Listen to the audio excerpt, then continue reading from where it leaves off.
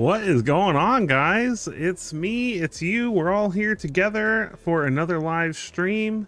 Just to start this off, I just want to go ahead and say that I'm going to be doing a live stream every Wednesday night at 8 p.m. EST. So that will be my regular streaming schedule. There will be additional streams for special events, members only stuff, things like that, but my regular scheduled streams are going to start being on Wednesday nights at 8 p.m. EST. So if you enjoy hanging out and you enjoy being a part of the stream, make sure that you hit that bell icon, hit that subscribe button if you have not already, to make sure that you get notified when I go live. So today I did I guess technically over the last few days, I did a poll asking my subscribers what they wanted to see on today's streams. And in an overwhelming victory with 73% of the votes, Crazy Brews was the winning suggestion, with budget decks coming in a second at around 23%. So we might see, I might show off some of the budget decks I have in the works for my budget series towards the end of the stream, but we're going to start off with some Crazy Brews. So let's go ahead and get into it.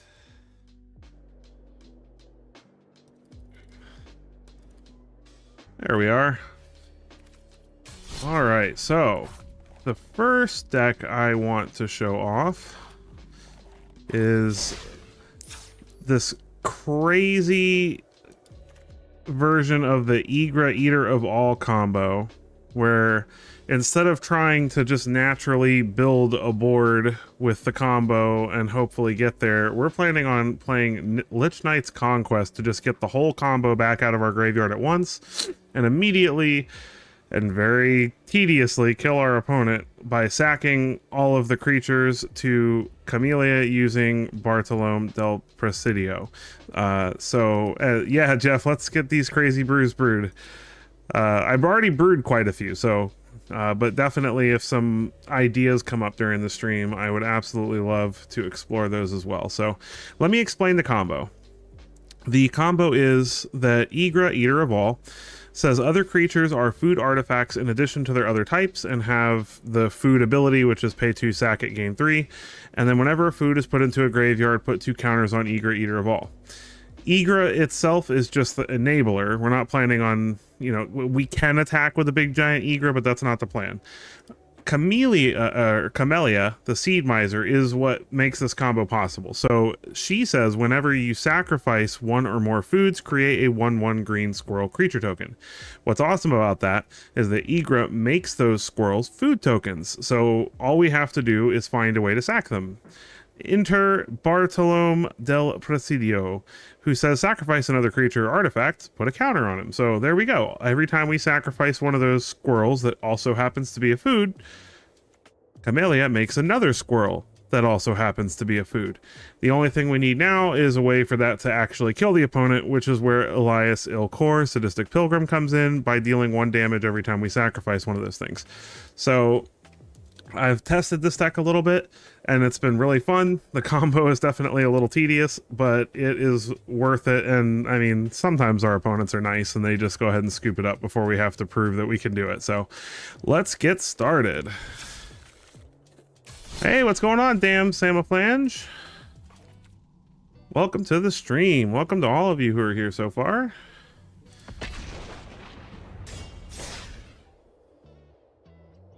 All right, see if we can find our first opponent. Also, we've got Mr. Wrinkles here, my partner in crime. You can kind of see him. I just woke him from his nap, so he's mad.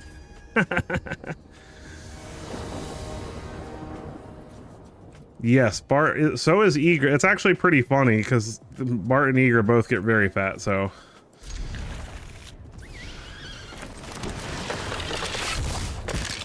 All right, there's one piece of the combo in the yard. A forest from the opponent. Yeah, you know what? I'll be 100% honest. Saffron Olive, probably Saffron Olive was most of my biggest influence. Because I obsessed over MTG Goldfish and Against the Odds and all that fun stuff.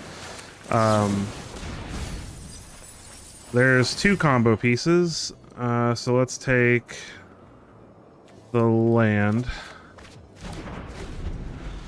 But yeah, Saffron Olive was actually a very big inspiration to me. I always loved his content. I loved that he wasn't just about making and playing the best decks in the whole world, and that he actually tried to have fun with it. So let's go ahead and get rid of this. Oh, I don't have 2 black. Oopsie. Do I have 3 cards I don't mind losing in the graveyard? I do have an extra Bartolome. We definitely want to get rid of that Paw Patch Recruit, so let's forage. And we'll get rid of the cash, grab the forest, and the extra Bartolome. Especially since we have another Bartolome in hand. Squirrels, like just a squirrel tribal deck is pretty good. I actually have a squirrel deck and I like it a lot. It's hard for me to make content about just the typal decks, because so many people have already done it into the ground. Oh, opponent's ramping with the Jit. All right. Goldvein Hydra. Sure. Shadowy Backstreet. We need some stuff to sacrifice to this Lich Knight's Conquest.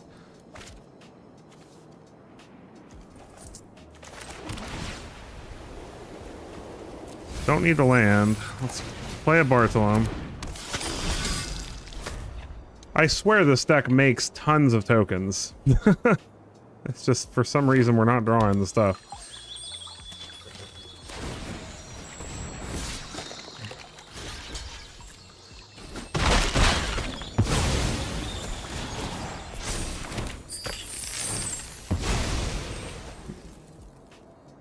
Opponent might outramp us. Yeah, there's a Moira. I just need a Seed Miser. Sorry, this thing is what I was talking about. There we go.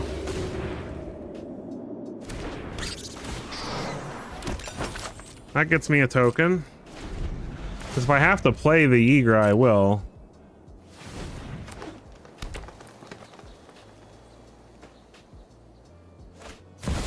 Hugsy. Alright. Opponent's gaining life, making more work for us. Gets a Paw Patch Recruit and a Scrap Shooter. He can cast either of those things if he wants. He decides to cast a Wandertail Mentor instead. Luca and a Goldvein Hydra. Yeah, we need to get our...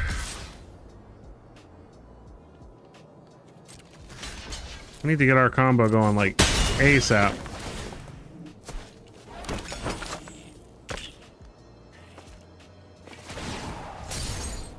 Opponent untaps the forest, plays the Paw Patch Recruit probably, yep. We got about 1 turn to figure this out. That is not helping.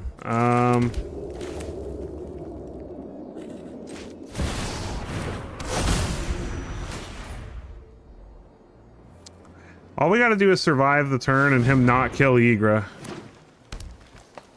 And then we can at least make huge creatures that way.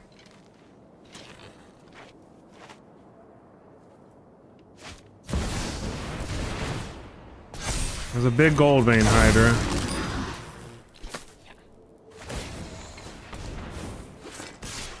That's all he can get in with, though. We'll take the 6. This gives us a turn.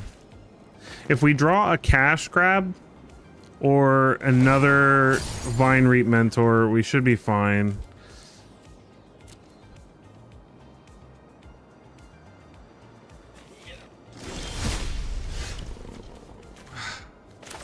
Do I have enough mana if I play? I don't. Okay, so let's say I get back...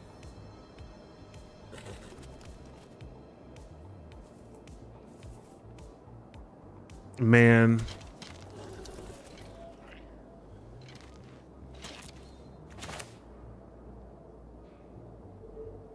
I don't know if there's a way I can survive. Let me try this.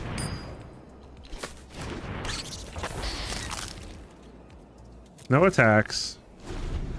He's only got 2 cards in hand. And I can gain 6 life and make 2 squirrel tokens. Sunspine Lynx is gonna kill me.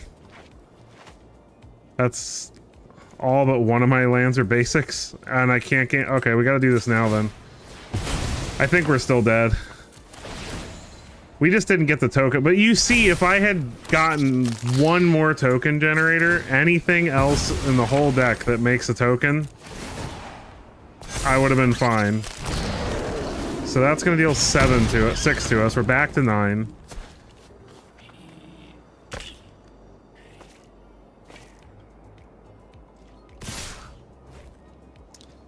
So we block the Gold Vein Hydra.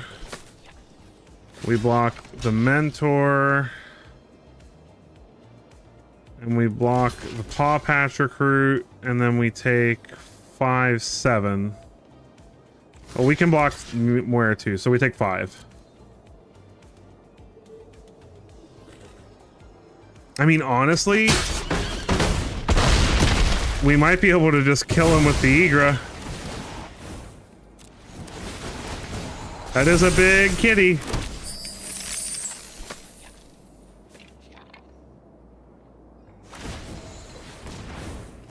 Well, we're not gonna kill him with it. Oh, my goodness.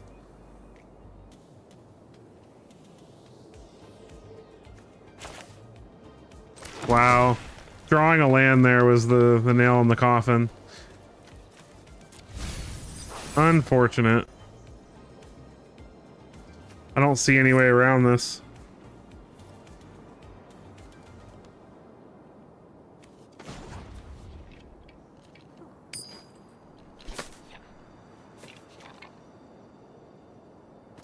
I wonder if this triggers itself. It does trigger itself. Is there a way I can win with 1 token on the field? No. Oh no. Oh well, alright. We'll smack him with the big cat and then before we concede.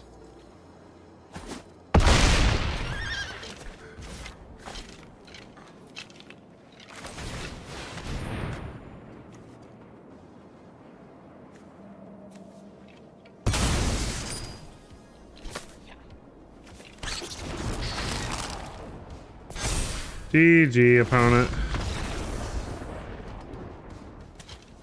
So close. Even with a very, very bad draw, we almost got there. So, I mean, the deck definitely takes a little bit of luck, but...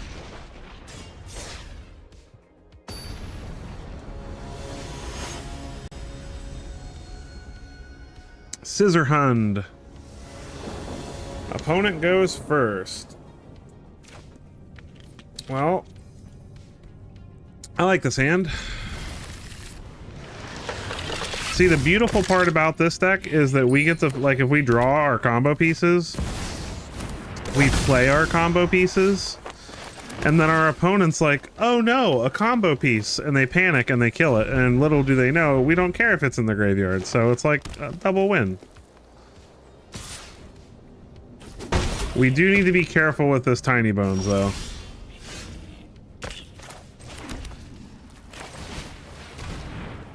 So if I can, I will absolutely block it with this Bartolome. He's probably got a removal spell, and then he's going to play our Bartolome. And that's going to be really annoying. He might not.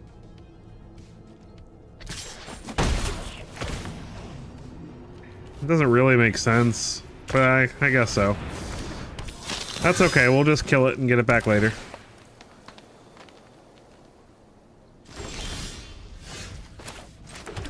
Go ahead and play an Elias Okor, see if he has a removal spell for that. He's just gonna snatch our entire graveyard, that's gonna be kind of annoying. If he has a cut down, I'm gonna be so annoyed.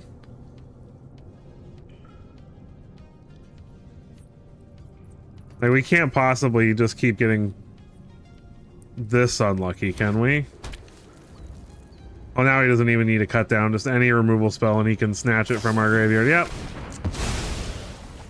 Okay.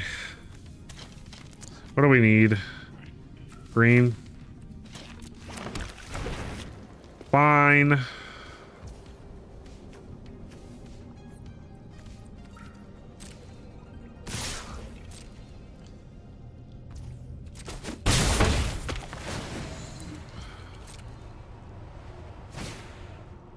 The beautiful part is that our entire combo is legendary, so he can't get back multiple copies.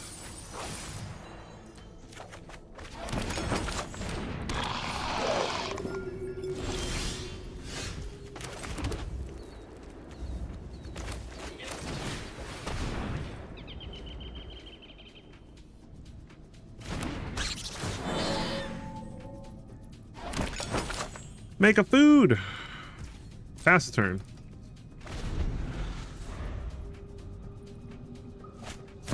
Of course he has a Liliana to make us sacrifice our creature, but at least he can't cast anything this turn. The mysteries. I've come for answers.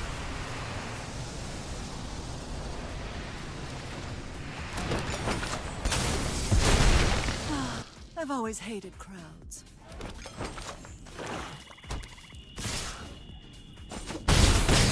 Sure. Can't cast our stuff. Stop touching. Oh, he can. Why did I think he only had 1 mana open? What a jerk.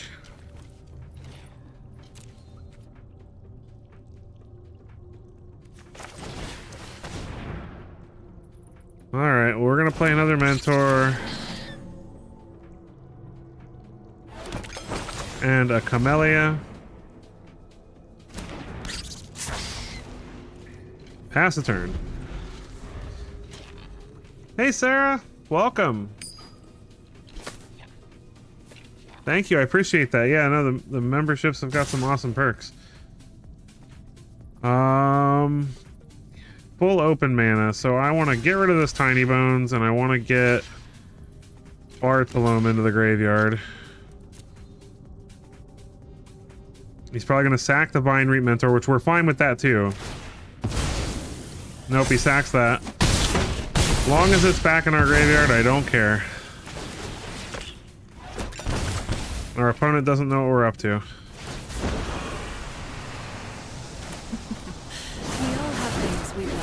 We don't have the Elias Core, unfortunately, so we can't kill our opponent, but we can technically go infinite.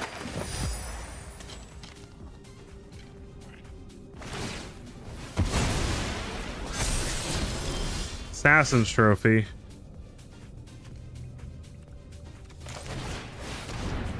How many do I got? I can get 1, 2, 3, 4 creatures back. So 1, 2, 3, 4. 1, 2, 3, 4.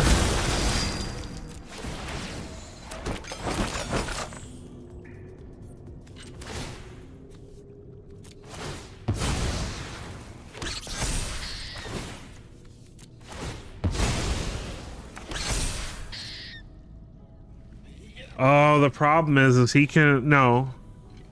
Is it whenever one of his creatures dies? Okay, so we just have to make sure that his 3 creatures don't die and we're good. Because then we can start sacking food to gain life and put ourselves out of reach. Sure. I am happy to take the land.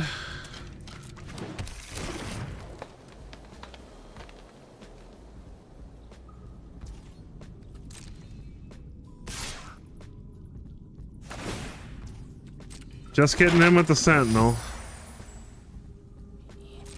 Honestly, I'll block the Sentinel.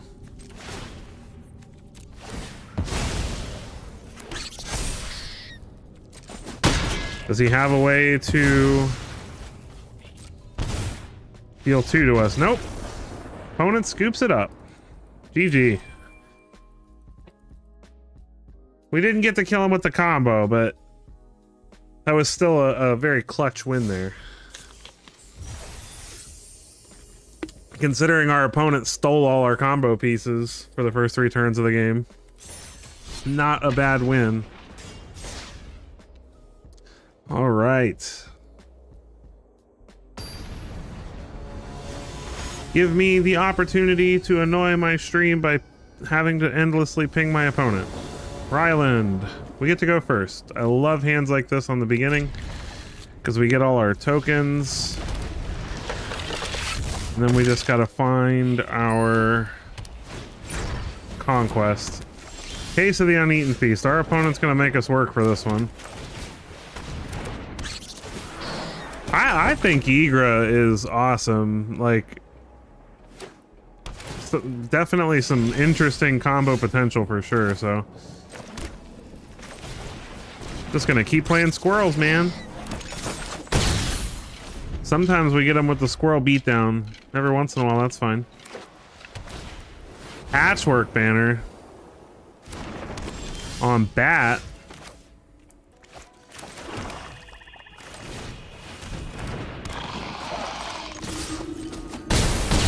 Well, we're gonna have they're gonna be in trouble before they play any bats. Okay. I kind of feel bad for this one. Your Life Creed duo is huge. No. Oh, we milled a conquest. That's okay.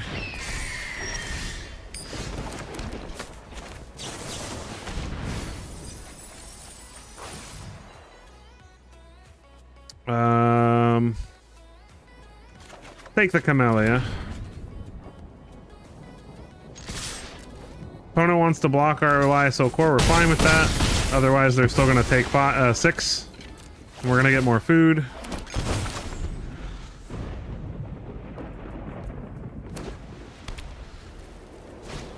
Alright. Here's where it starts getting difficult, because now they're going to start gaining all this life back. Essence Channeler on top is a huge problem.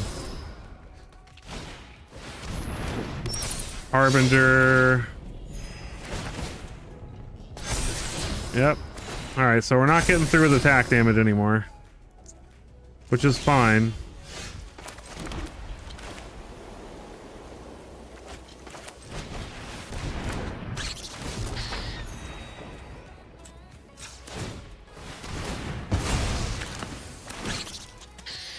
We can gain a lot of life too.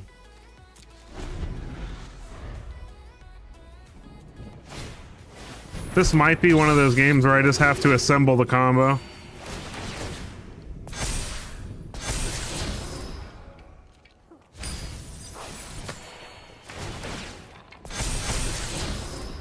They don't currently have a way to deal damage to themselves.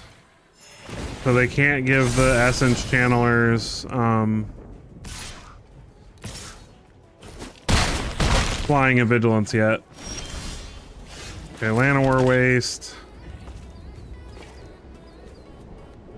Man, I don't know what the right play is here, to be honest. I think it's Bristleblood Farmer.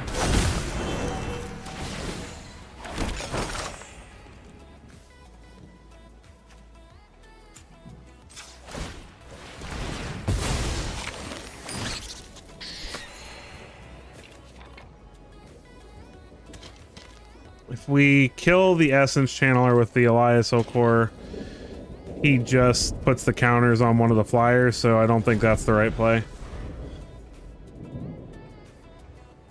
Thank you for the super sticker, Sarah. Appreciate that.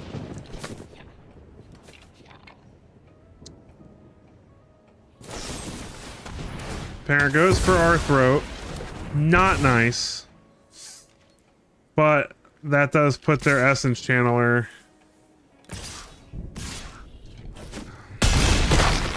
Alright, we're starting to get down to the wire here.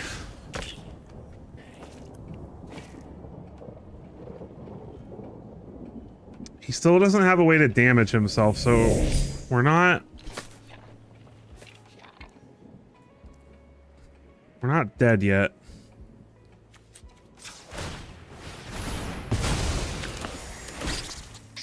Each of these foods basically gains us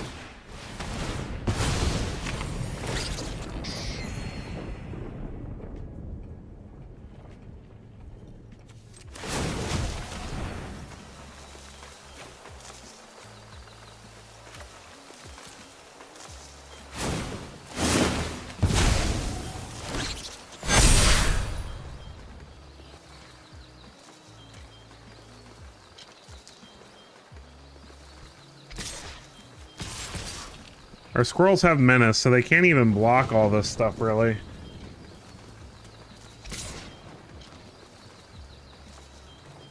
And anything they do block deals damage to them, so I think this is the best way to go. Puts them down to 5.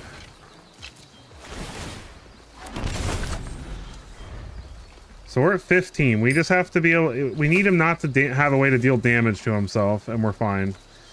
If he drew like a Caves of Koilos or another Bitter Triumph or something, we're in trouble. If he can't damage himself, then we win the game. Sure. Not enough.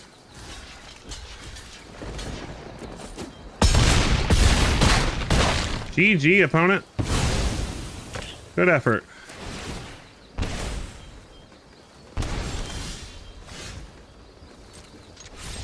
All right, another win. Camellia, man, like that. Camellia carried that game. Like Camellia is a good card.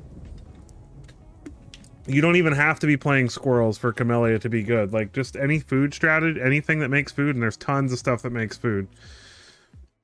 Even Heaped Harvest is a food, and all like there's all the new foods that sacrifice and do things. Like Camellia is good. I will not be surprised if that card starts getting abused at some point in the near future.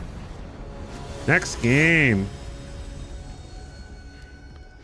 Yes, as I mentioned in the beginning of the stream, I'm going to be streaming every Wednesday at 8 p.m. There will be some additional streams for special events. I'm thinking about doing a stream to cover the release of the previews of Duskmorn, but I haven't decided about that yet, so we'll see. That's pretty early in the morning, but I'm not sure. For at least for me, it is.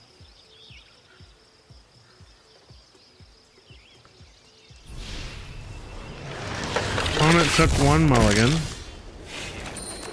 Get our underground mortuary. We will mill an Ellis Ilcor. I don't know if I'm ever pronouncing that properly, but I try. There's a Bartolome. Let's get down a Vine Reap Mentor. Opponent's just gonna kill it now. You know what my favorite thing is? When they use Get Lost, because that gives me 2 more tokens to sacrifice. So it like does half the work for me. Another Amalia deck. Man, they banned the card in Modern and everyone's like, I gotta go play it in Standard.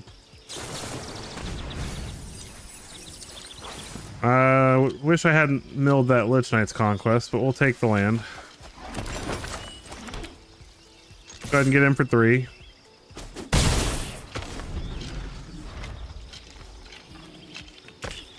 Opponent missing land drops. We're okay with that. I'm gonna go ahead and play a Bartolome. I am technically also missing a land drop.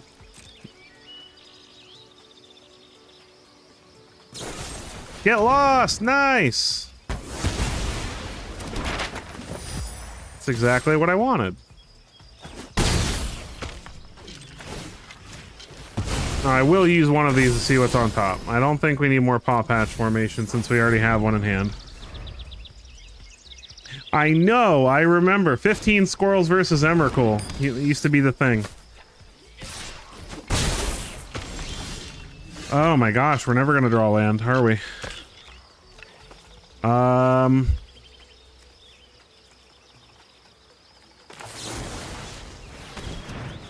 Wow!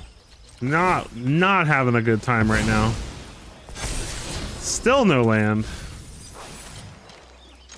Alright, we'll smack our opponent for 5. Opponent still doesn't find a land on top either. That's greedy. That is very greedy.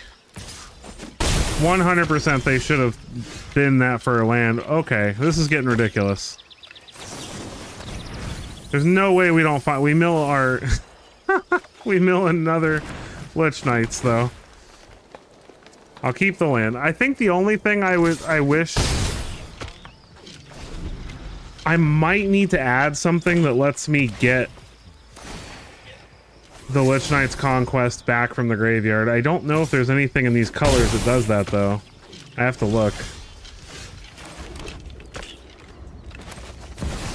Go ahead and play Bristlebud Farmer. Opponent found their lands finally. But it might be a little too late, as we have two big 5-power creatures on the field right now. Looks like they might have removal for the Bristlebud Farmer. Sure. Let's grow my Vine Reap Mentor some more.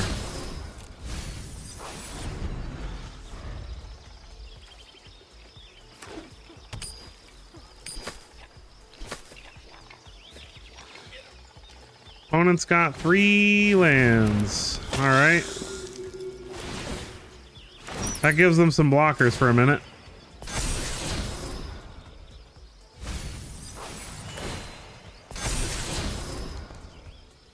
Starscape Cleric is a problem.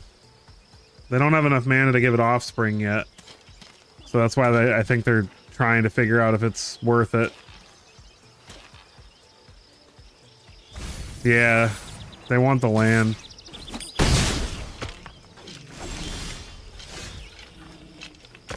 All right.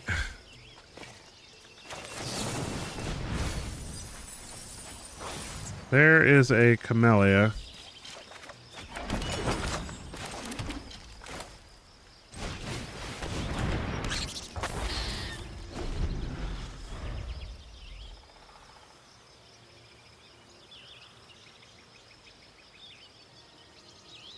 This should be good enough to stop their train. Like, they can attack with everything, but we'll block the Amalia. Another case. Do they have more creatures to play?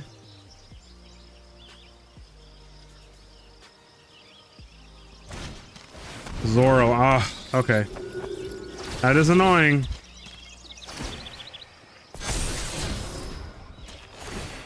It's a lot of life gain.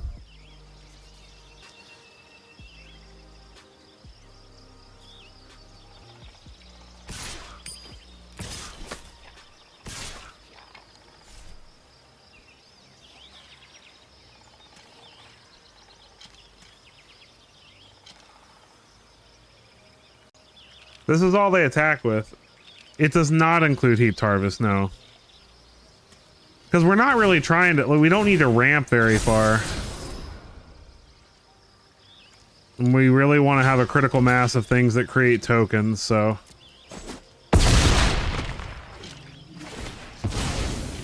It gives us a food. Llanowar Waste. Let's get down...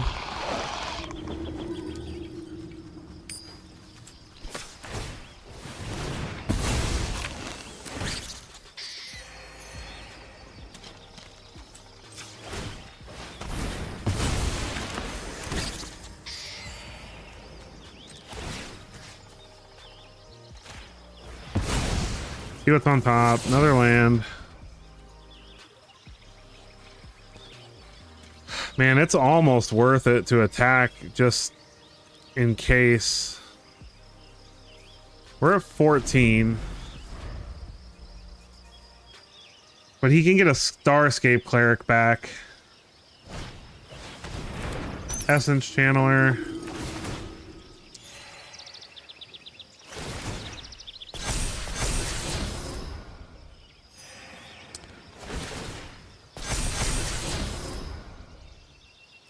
I need a Lich Knight's Conquest.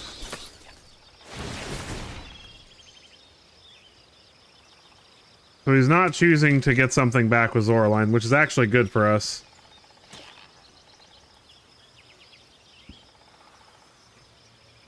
If he was smart, he would have gotten the Starscape Cleric back with the Zoraline. That would have dealt us a lot more damage than what he's doing now. As it stands now, we can technically play the Ygritte and sacrifice a food.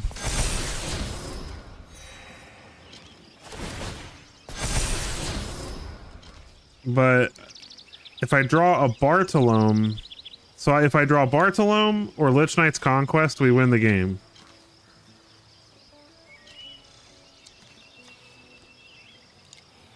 Because we've got a Bartolome in the yard.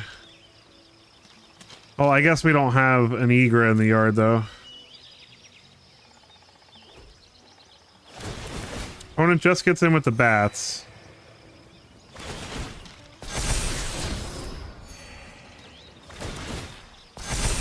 Which, in my opinion, that's a mistake. They should have just attacked with the Amalia, like... Oh, we win. Alright, we gotta make sure we do this right. So this leaves green-white open. Or white-black open. Alright, so we get to do the combo. Here we go, boys and girls. We top-decked what we needed. Alright, so sacrifice a squirrel. Ping the opponent.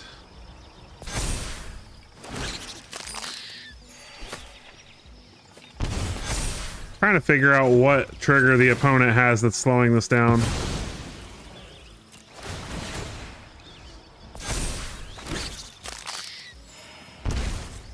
Are they just holding full control on purpose?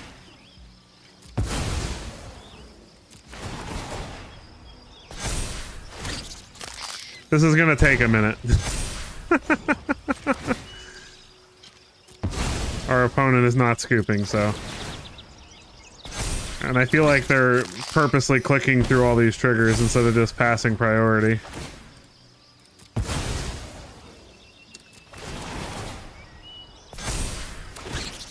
Doot doot doot doot doot doot doot doot.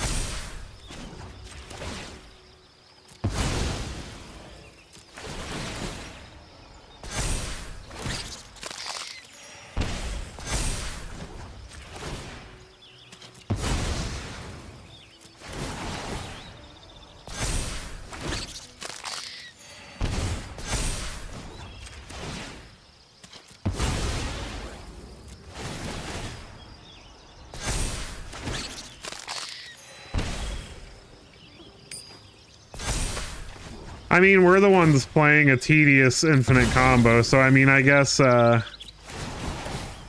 I have ways to discard the combo piece. Well, actually, no, I don't think I have ways to discard them, but we don't really need to. If they're in our hand, they're all cheap enough that we can just play them. And then Lich Knight's Conquest is just to help us get it all back at once.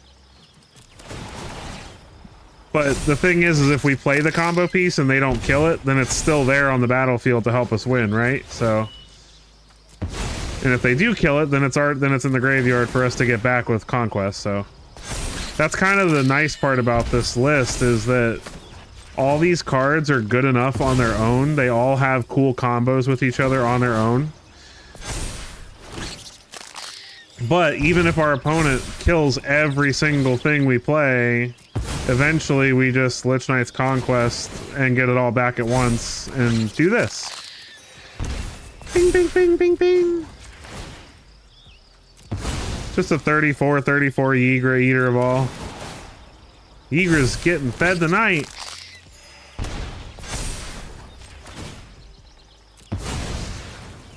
Although do I have Bitter Triumph in the deck? I don't. I could play Bitter Triumph instead of Feed the Cycle. And that would let me discard stuff, but I don't think we need it. GG, opponent. Thanks for sitting through it.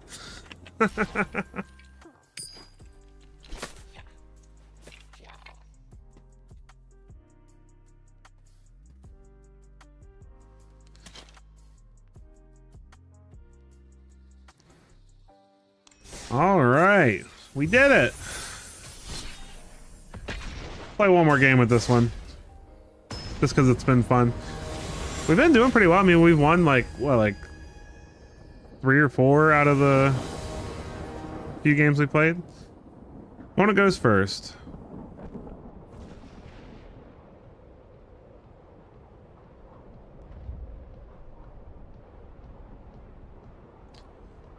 What are they playing? Yeah, there we go. Opponent doing me a solid. Alright, we'll keep this hand.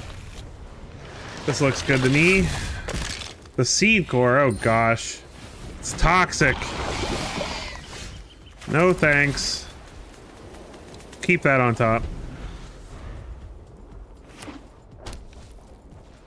Let's see how fast they are.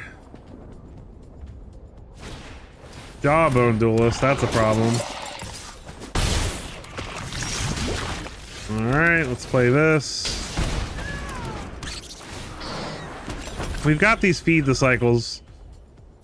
As long as they don't have a Skrelv. Well, now we'll just have to get rid of the Skrelv first. And they had a way to get rid of our mentor. Well, I'm gonna get rid of the Jawbone duelist first.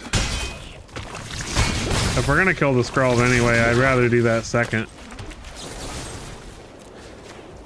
Oh, wait, almost killed the wrong thing. Because the Skrelv is still summon sick, so. If we kill the Skrelv first, they can still hit us for 3 poison this turn. This way they can only hit us for 2.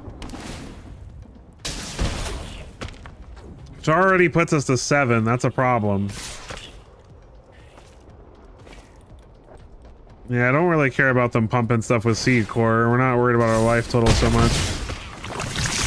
Although that's getting kind of low too.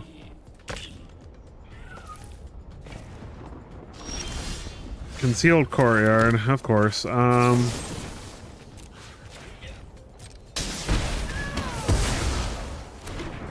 Wait, I told it to use... Didn't I tell it to use the food? I guess not. Does the opponent just have a way to proliferate us to death? Watch them kill their own thing twice to proliferate? No? Okay.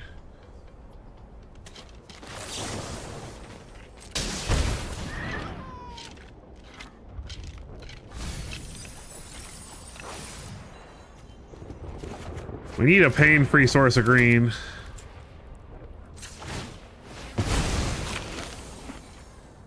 Man, I can't believe we're sitting here at 8 poison, about to be at 9 poison, and we're a proliferated spell away from dead. It's annoying, though, because when you just can't deal with it quick enough, it's like, yeah, Venerated Brought Priest, now all they have to do is target it.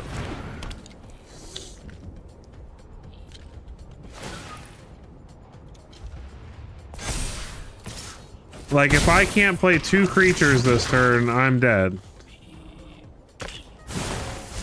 Or no, they kill their own thing, yeah. Toxic's stupid. It's ridiculous. Because you're just at your 10 life, like, and you can't remove toxic counters, you know what I mean? Like, not in standard anyway. Can't remove poison counters. Alright. On to my next ridiculous thing that I've come up with recently. What was the next one I wanted to show you guys? Let me see.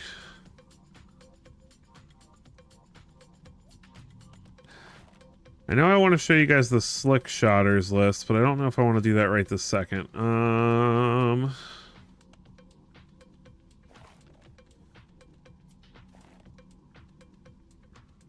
can try this ridiculous deck. This deck is built around a card you guys probably forgotten about or never even heard of from Murders at Karlov Manor, Kylox's Volt Strider. So basically we're a reenact the crime, breach the multiverse deck, but Kylox's Volt Strider says collect evidence 6, it becomes an artifact creature until end of turn. Whenever it attacks, you can cast an instant or sorcery from among cards exiled with it. If that spell would be put into a graveyard, put it on the bottom of its owner's library instead. This was inspired by a Discord user named Spiderkiss. Well, Spiderkiss is MTG name, I believe. And he showed me this card and was like, why haven't you built a deck around this yet? So I was like, why haven't I built a deck around this yet? This seems exactly like the kind of ridiculous crap that I like to build around. So What does it do for the deck? It basically makes it so when we do a lot of self-mill, we do a lot of discard, maybe we try to reenact the crime and it gets countered or something, so now all that stuff's in the graveyard. Well, now we can for free exile it from our graveyard and put it under Kylox's Volt Strider, and then if we can make this into a creature, which isn't very difficult since most of our spells cost a lot of mana, we can recast them. It's not free, it's not like a free cast, but it's basically allowing us to reuse spells that we might have either gotten countered, or maybe we had to discard it to an ill-timed explosion to survive, or what have you. So it just adds a little extra layer of consistency and fun, and it is a 4/4 that we can animate for free every turn and survives board wipe, so pretty fun. So we're gonna try this out. I've played a few games with this and it's been pretty fun, so let's try a few with this one.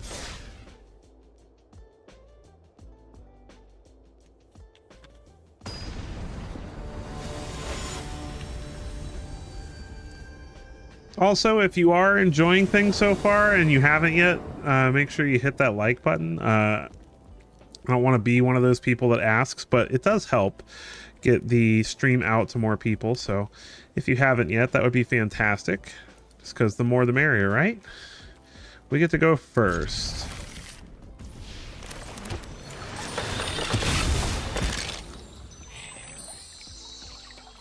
Let's go get an island.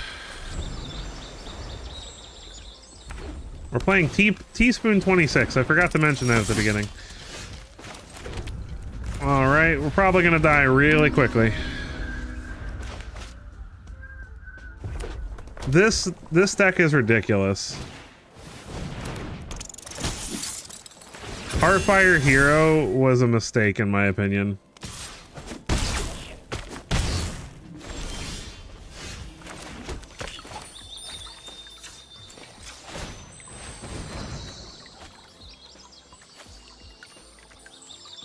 Let's discard the Atali. We're not getting that back anytime soon. We need to go get a red mana.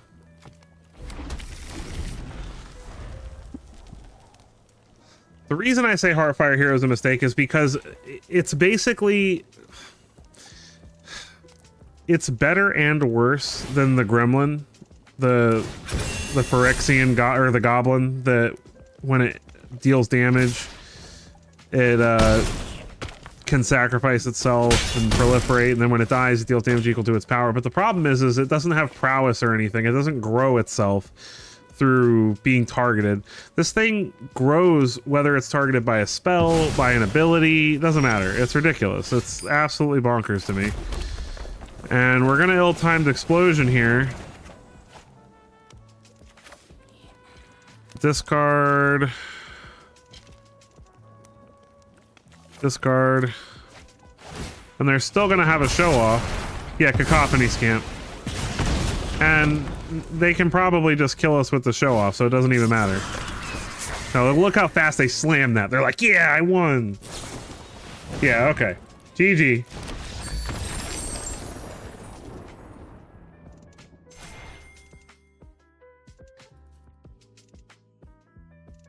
Just for fun, like, cause I was trying to get my MMR back a little bit because I've been playing a lot of janky stuff lately, and I don't think I have a way to show it in this scene, unfortunately, because I'm still learning all the streaming stuff, so forgive me. But I have a 90% win rate with that deck. I played it for like 20 games just to try to get back up into the slightly higher percentages of Mythic. And it's ridiculous. The deck is nigh unstoppable sometimes.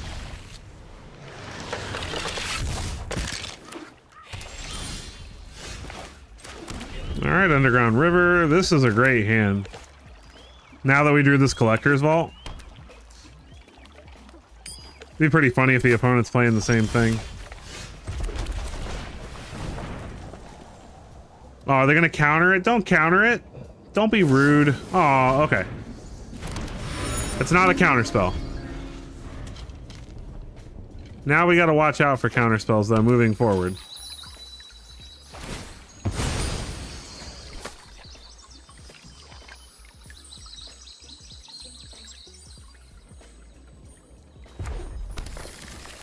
They're playing Grixis also.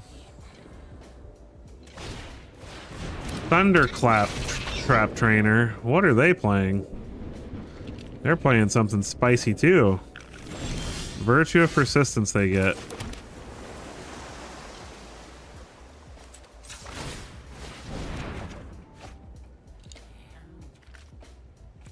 Ditch the Prankster. If they tap out this turn for any reason, we basically get to breach. They do have the mana for 3 steps ahead, so we probably don't want to play into that. Looks like they're just gonna pass.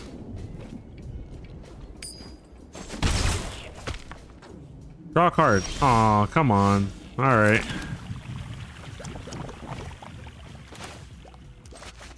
Let's get a Volt Strider down. See if we can draw out a counter. They're not threatening us very much right now, so...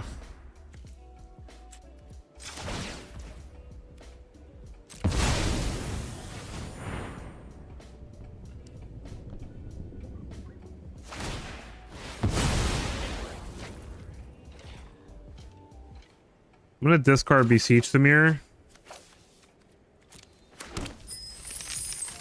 So that way I can put that under the Kylox's Volt Strider for later if we need it.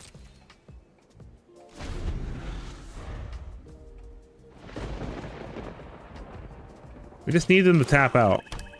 Or tap enough blue mana that they can't reasonably have a counter spell up. Ral will do it. Let's make like lightning. Get cracking. Alright, they make an otter. You get to be my protege today. Alright. They shouldn't have a counter for 1 mana.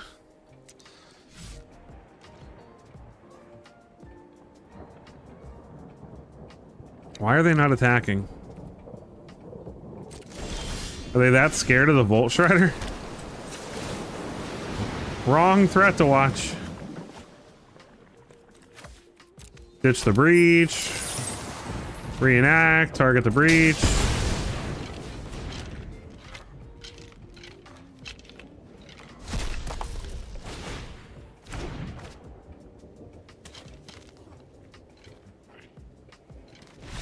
Opponent scoops it up. They didn't even want to see what we got. We could have whiffed. Come on. Let us play.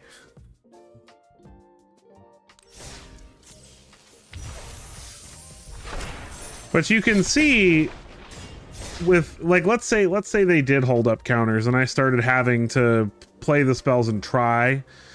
The Volt Strider basically gives us the ability to recast those spells, and then when you do cast it, it goes back in your deck on the bottom of the library, so it makes things like Beseech the Mirror, we can still go get those spells again. They're not exiled permanently, which is really nice. Opponent is going first. I'm probably going to be using this explosion to ditch the Beseech this game.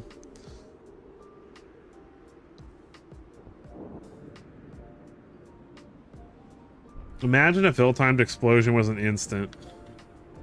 Would you play it as an instant for 5 mana?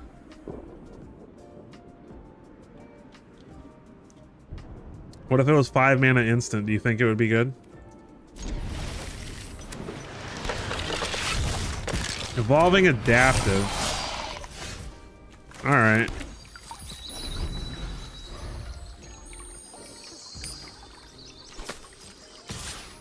Opponent doesn't play any creatures to evolve their adaptive.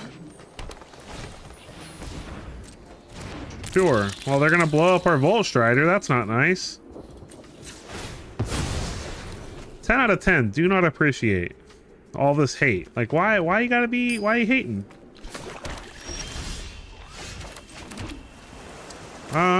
Let's play the Prankster.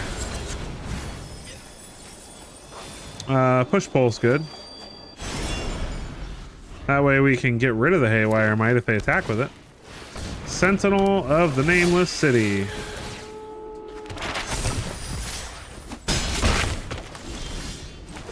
Alright, well, we really need to draw a land.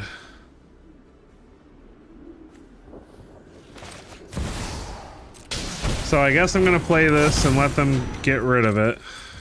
Much as I don't want to.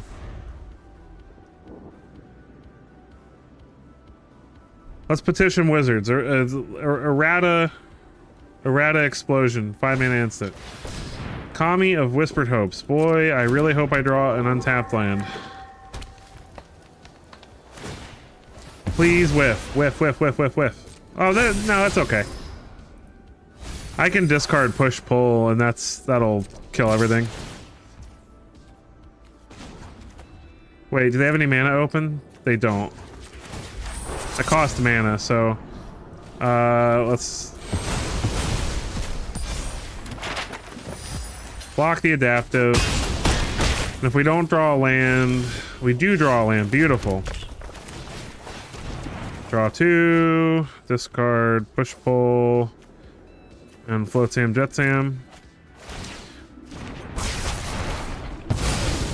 Bye-bye. We will get back the ill-timed explosion and push pull and smack him in the face for 4. And now, every single time we want, as long as we have enough in the graveyard to exile, we can turn this thing into a creature and blow up their board.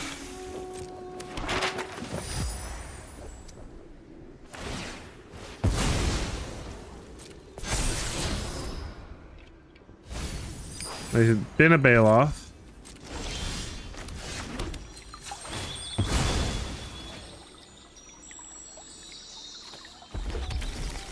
I'm gonna play a Collector's Vault.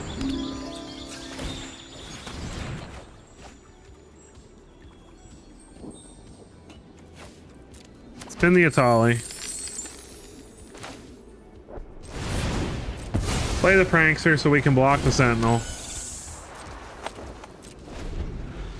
And now we can reenact a Breach and get back the Atali for sure and steal something awesome from their deck and make them sad pandas. Although I really do hate hating on mono green. I love mono green. So it makes me feel bad because I have a lot of respect for what they're playing.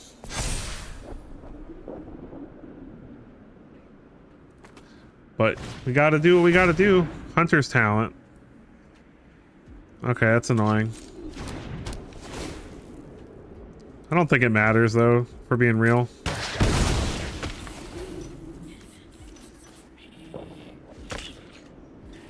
Nah. We'll take the 5. I don't see how we can lose from this position now, so...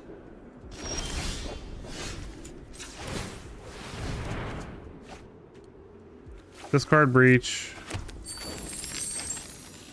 Wait. Oh, the auto tapper. No.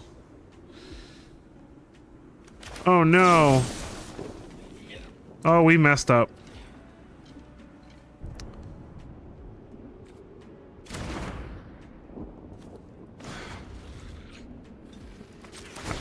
I let the auto tapper tap for me and that messed everything up.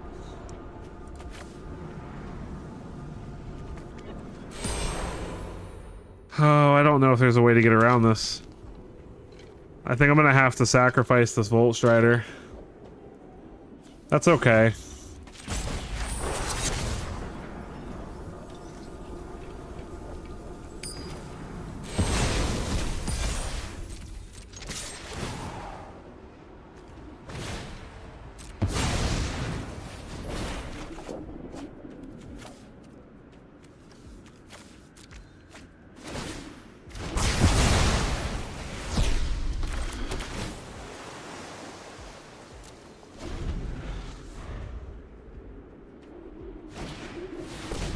It's okay. I don't think we lose from this position still. But pay attention, auto tap. Holy mackerel. All right, so let's see what we draw here. Passage. Well, we don't have any more basics to get, I don't think. Mill. Take the ill-timed explosion. Play a picklock prankster.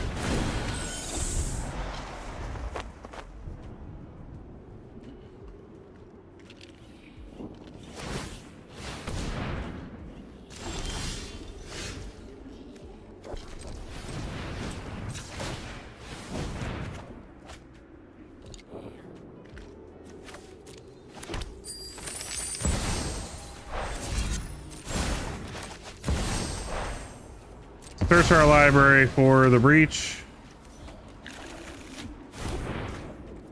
And pass. This way we have Bitter Triumph up for anything they play.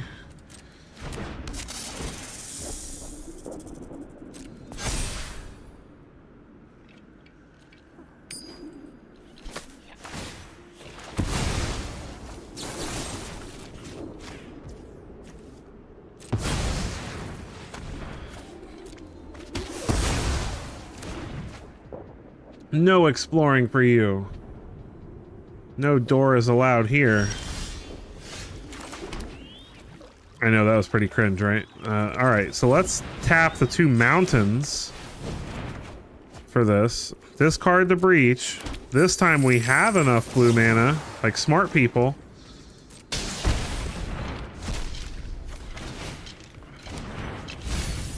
Yay! Mill, mill, mill.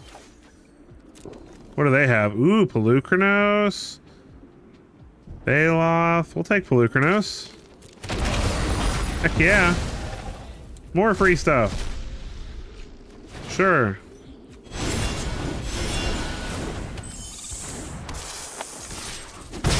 Say hello to my little friend. Ornery Tumbleweed. Hey, you want to know something fun? Since I make treasures with these collector's vaults, I can technically pay the full activation for a Tolly. Haywire Might. Those are some pretty nice,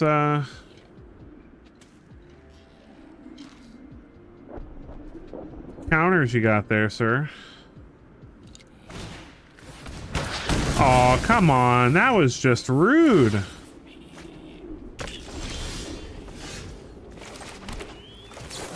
Alright, well, let's discard a card.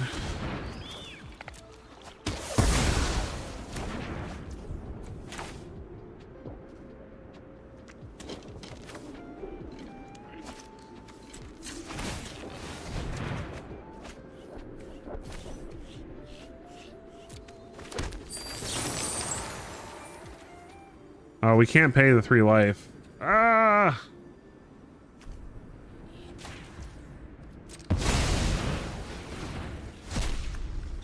Draw 2, see if we want to discard. Nope, we'll keep those.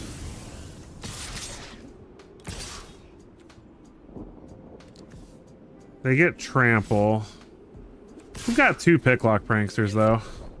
That should be enough to stop them from trampling over. Bristly Bill.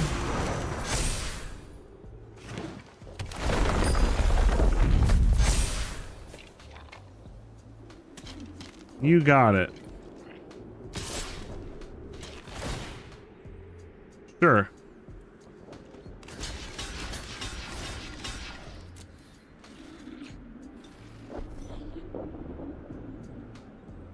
Bye-bye, Haywire Might. Get out of here.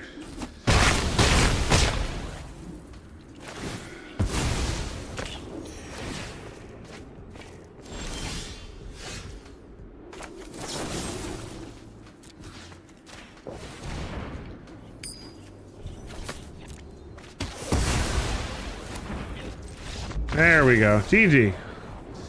Got there a couple turns later than we should have because I don't know how to tap my own mana, but we got there. That's all that's important. The Kylox's Volt Strider saved our butt to this game, because if we hadn't been able to cast that ill-timed explosion from underneath of it that one turn, we would have died.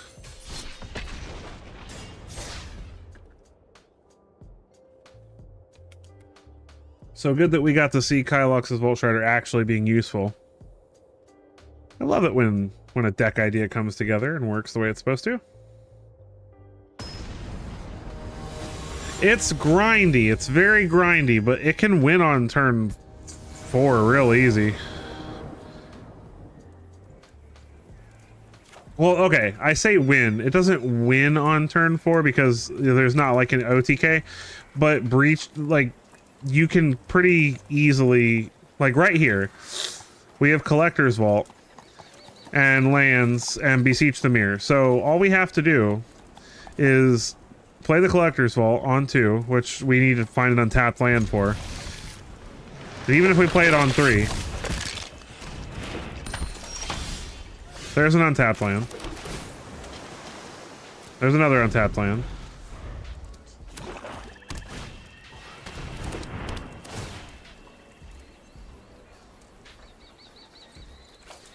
We'll ditch one of these Beseeches.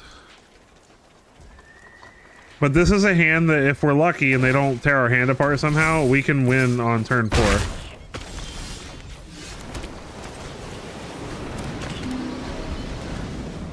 So next turn we're going to play the Restless Reef, draw a discard, make a treasure.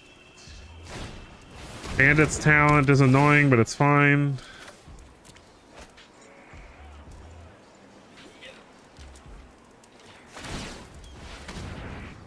Opponent levels up their Bandit's Talent.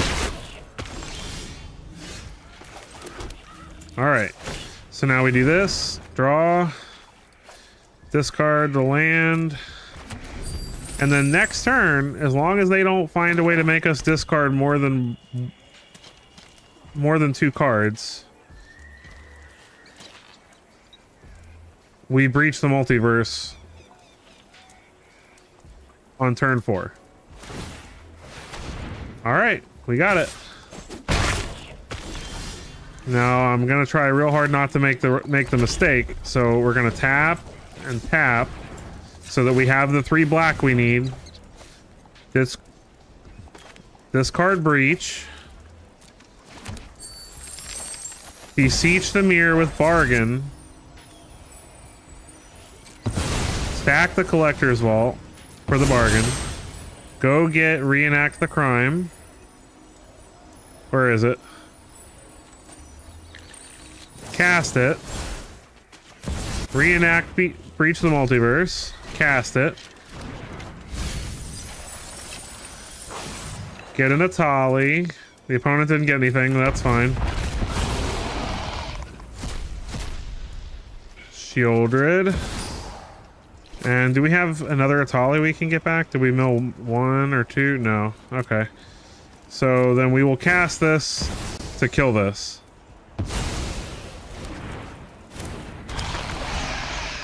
Beautiful. And now, sure, they can kill these things, but I mean... Oh, wow. Of all the cards... Nobody's playing Rankle's Prank. Like, come on. That's unfortunate.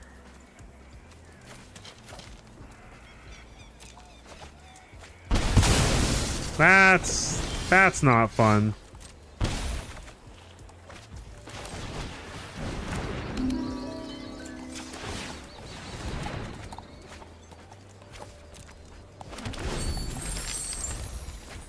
What a way to stop that.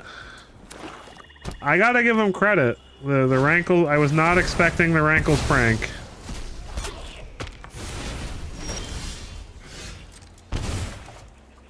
And we're probably just gonna die to this Bandit's Talent.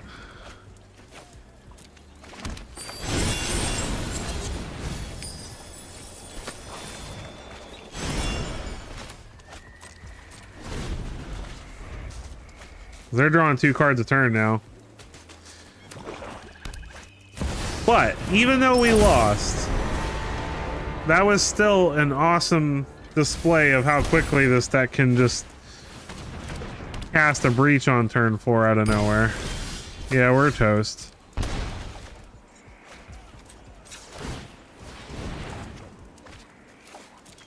All right. Give him the let him feel the salt of our tears. GG, opponent.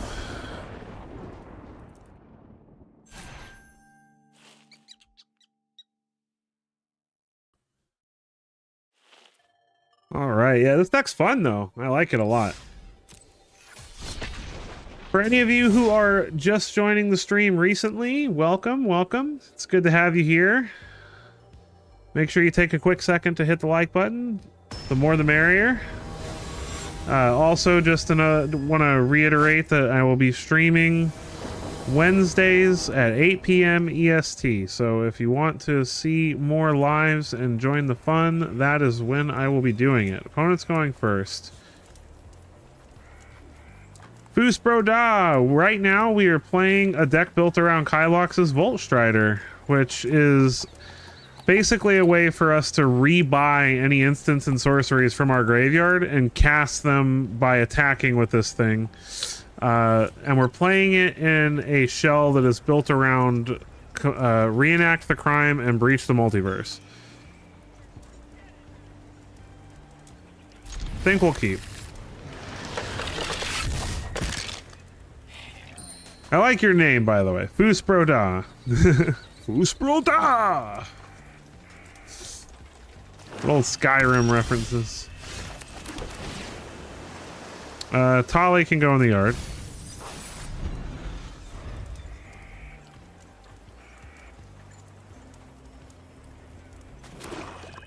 If this is another discard deck,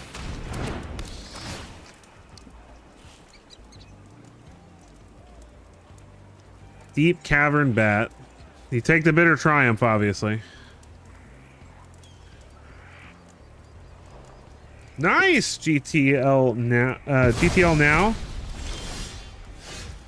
Nothing like cracking boxes, man. I love cracking boxes. I try to be good though. I don't crack them too often. But yeah, Valley Flamecallers are nice. And I really like the show. I like the showcase artwork for this set a lot. Alright, let's go ahead and get rid of this bat. We need some lands. So we may end up cycling one of these 3 steps ahead to find some land. Another Bronco. Well, hopefully they'll get like a... something big. Deal a bunch of damage to themselves. Virtue of Persistence. Yeah, I mean, Gix is... Oh, wow, this is annoying. I can't afford to keep missing land drops, so we're gonna do this. And we're gonna discard... a Breach. And maybe we'll get lucky and he won't draw a land. Well, we miss land drops. He can keep missing land drops.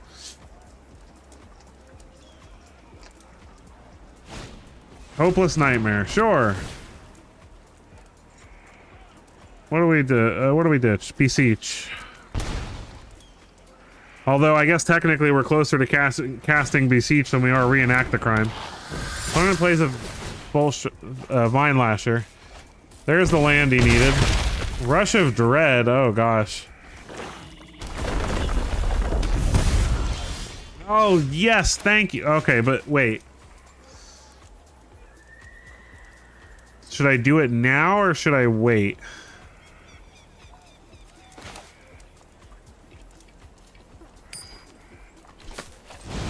I think I'm gonna play a Prankster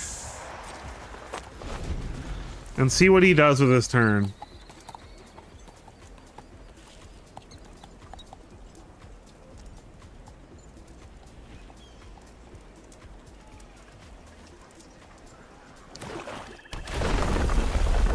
Yeah.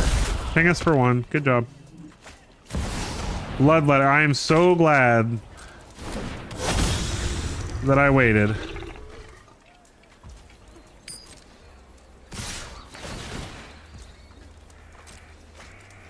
They get a land. They get it. Wow, so lucky.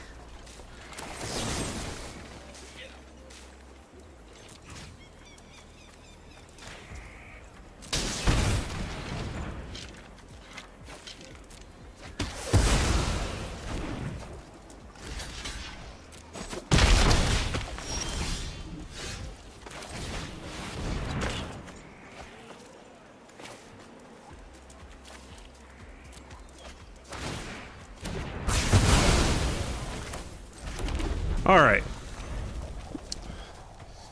We're still in rough patch here, though. Thank you, Meech. I really appreciate that. Climbing to Mythic, I actually got to Mythic with the budget bat deck I made. I played 40 games with that, and within 17 games, I was finished with Diamond. Before that, it was the Sarkin Dragon deck. So I basically, all the videos you see, that's usually how I'm getting the Mythic, so.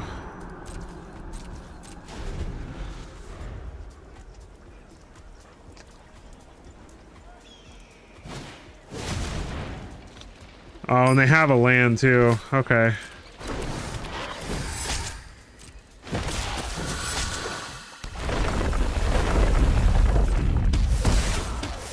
We're probably dead, unfortunately. We've just been on the defensive the whole game, is the problem. Now this is nice because we do get to activate this.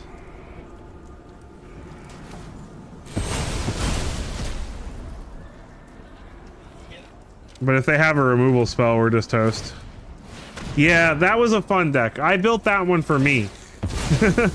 Well, it was a suggestion from last stream, but I wanted to build it for myself because I stress too much about building decks that are good enough so that nobody's like, hey, this deck's not good enough and I hate it. And I don't spend enough time building decks that just are ridiculous and fun. So that was the whole point of that deck. And starting the whole Living the Meme series, and then the whole point of this stream, honestly, is to just have a good time. So let's go ahead and collect evidence. Let's get Reenact and Picklock Prankster.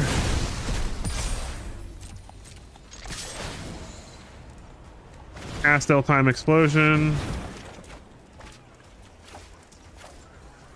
Just get rid of these Vine Lashers.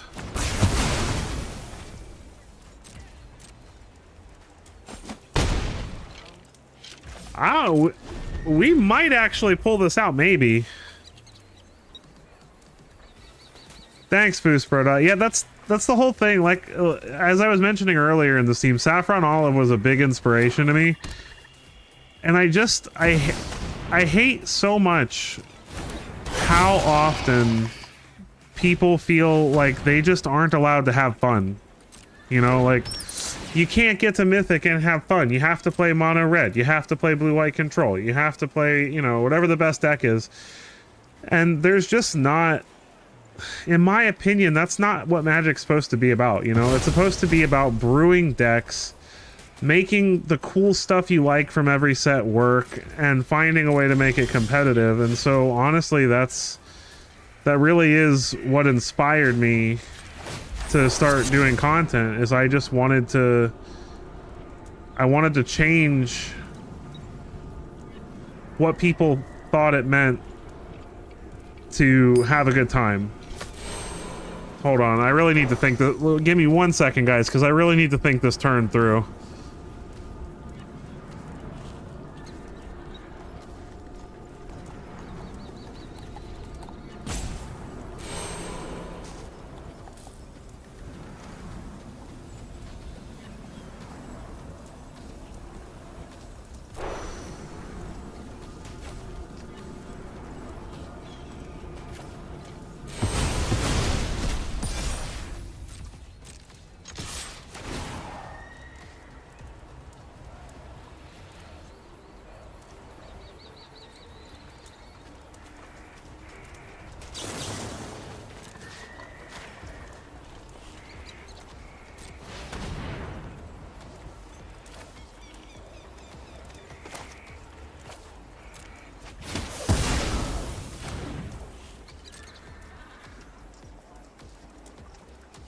Problem is, I think we still die.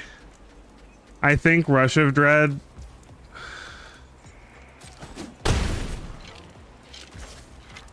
I think Rush of Dread still kills us. I like that deck too, actually. I saw that. I love Niv Mizzet. I love anything that's trying to be greedy and go big and have fun.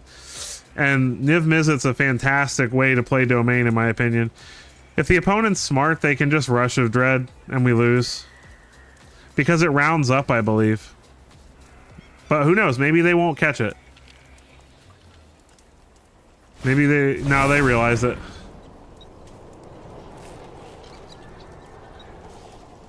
Oh, it's so frustrating.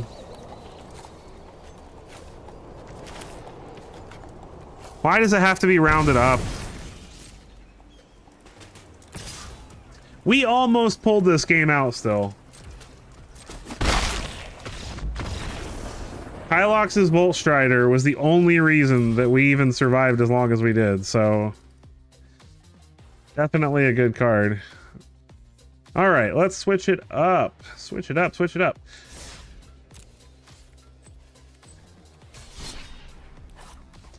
All right, what do we got next?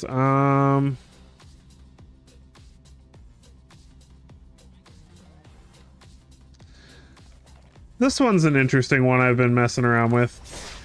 This is sort of my take on a weird token list with a little bit of control elements to it, and I want to play Awake in the Woods. I think Awake in the Woods is a fun card. I think Nissa Ascended Animist is one of the best planeswalkers in Standard and doesn't see enough play. And I think that this is an interesting way to go about it because Awake in the Woods makes forest creature tokens, which make her -7 really awesome, and it also triggers Caretaker's Talent and gives us, I think this version of Elishnorn is super underrated. People sleep on this card a lot, and I think if you're playing anything that cares about attacking with a lot of little creatures, this card is amazing. A, it has vigilance. B, it forces them to either take the damage from whatever little stuff you're attacking with or pay life if they want to block, or pay mana. So they have to be super conscious of how they attack. A lot of people don't read the card and don't realize that even if they deal damage to our face from any source, whether it's a Heartfire Hero's damage trigger to our face or a burn spell to our face, any damage that they deal to us or our permanents, they have to pay for it. And I love saying, did you pay the one? Now, I don't get to say it on Arena, but I wish I could. They really... All right, hear me out. Let's start a petition for a sticker that says, did you pay the one? Why do we not have that yet? Why? I don't know. We need it. If you're a Standard player and you've never played anything old, it's from a card called Rhystic Study, which here, I'll actually show the card to you really quickly. Thanks for joining the stream, Illegal One. Yeah, I appreciate that you're enjoying the content, and I love this game, and I love bringing fun to you guys, so anytime you guys are having fun, I'm having fun. What were we? Rhystic Study. I don't think I have any yet. Is it not on here? I could have sworn it was in the... Am I spelling it wrong? I'm spelling it wrong. There it is. No. Is it not on Arena? I swore it was on Arena. I could have sworn it was on Arena. Is it because I don't have the right format selected? Maybe. Or maybe it has to be Timeless even. Let's do Timeless to make sure. I swear that it was in the Mystical Archives. I'm still spelling it wrong. This is embarrassing. Don't laugh at me. There it is. Rhystic Study. Whenever opponent casts a spell, you may draw a card unless that player pays 1.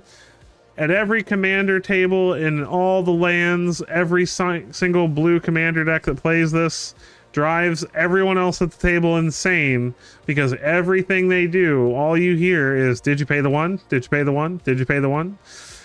So I love things that make make you have to ask your opponent if you paid the one. So my favorite card in the standard, easy, Joda the Unifier.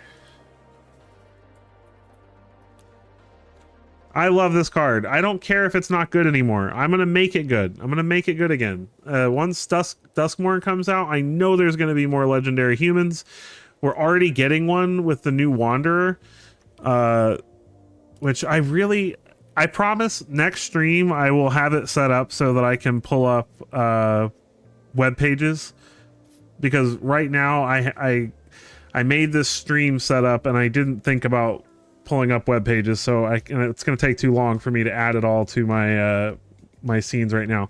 But next time I'll have it pulled up so I can show you guys cool stuff that I'm talking about. But there's a new Wanderer. It's a 5 mana, I think it's a 3/5 with Convoke and Double Strike and Vigilance and a bunch of other stuff on it. Like, it's amazing. And so that'll fit right into Joda, because Joda loves it when we cast stuff on our opponent's turn and get a whole bunch of spinny value out of it. So I love Joda. Definitely my favorite card. I would say probably a close second would be Terror of the Peaks. Terror of the Peaks is one of my favorite dragons ever printed in Magic. I love it. I think it's just a fun card. I love the wonky combos that it enables. So Terror of the Peaks probably my second best favorite card. Joda and Niv would be fun. I do have... I think I had a Joda deck, but I might have deleted it because it wasn't so much of it rotated. But anyway, we're going to play this deck for a little while. I didn't pay the one.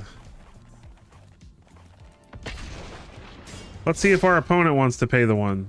I love that deck. That's the only thing that's unfortunate about content creation, is that I don't get to play, like, some of the decks I want to play it for so much longer than I do. But once I get a deck recorded and everything, I got to be on to the next cool thing, you know? Keep making the cool stuff for you guys, so. But I definitely have a blast making that stuff. Oh, this is all... I don't have any other colors. Now, granted, I don't need any other colors, but I'm gonna need other colors eventually. I mean, this is essentially just a green-white deck. So, I mean, we're gonna draw a green mana eventually, right? I literally have 4 scries available, and I can make treasures with the fountain port eventually. Opponent's playing blue-green something. Ivy? Is our opponent playing it? Oh no. No, this is gonna be toxic. I got excited for a half a second because there's a green mana. Ivy is really hilarious against mono red right now, because all their pump spell, they play way more pump spells than they do burn spells right now. Like, if you look at the top lists that are winning right now, most of them are playing almost no direct burn spells. They're playing all pump spells. So if you get an Ivy on the battlefield, they're like Monstrous Rage, and you're like, cool, my Ivy has a monster token and it's huge now too. Or I had a game, I was playing it in a Joda deck actually, and I had a game where they cast Felonious Rage and Monstrous Rage, so I was like, cool. So I blocked their bird, and then my thing died, and I got a 2/2 out of it also, so it's pretty cool. They're not playing any toxic stuff though. Oh, there it is. There it is.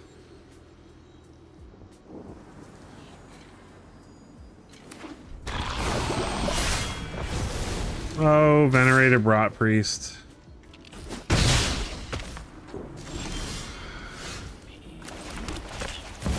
Play Mondrak.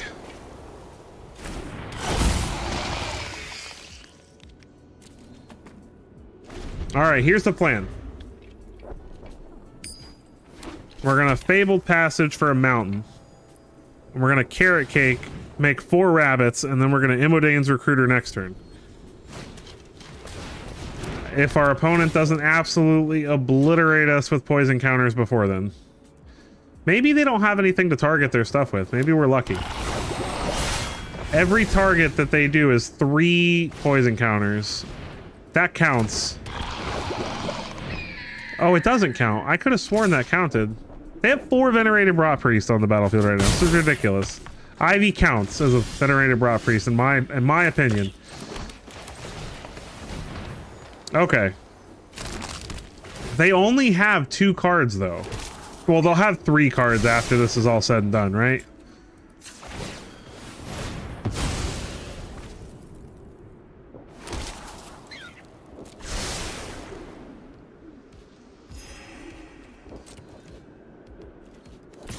Get in with the Mondrak. They're not gonna block, so.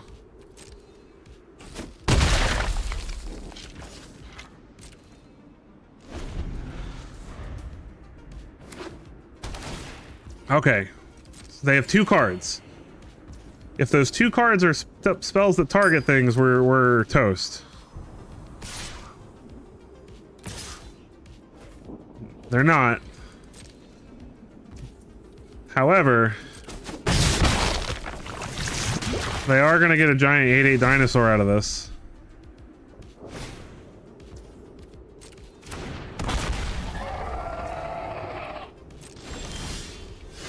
And if I target, is it any creature? Whenever a creature you control becomes, yeah, okay.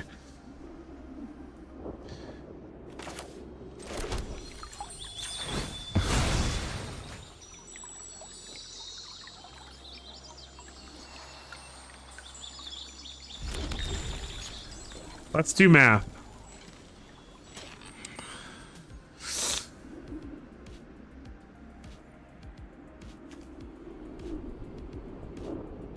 So these are basically unblockable. So they need any 1 spell, and they can make a Murex token this turn. If I play Imodane's Recruiter, that's 12... 17, 20. They'd have to block at least some of it, right?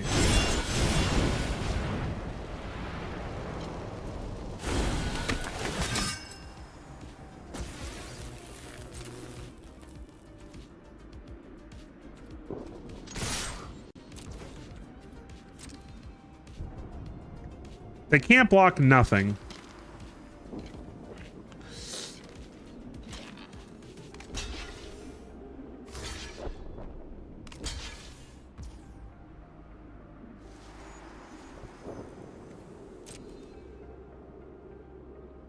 If they really do this, this would be great, but they probably have a way to make something indestructible, right? There's 4 poison.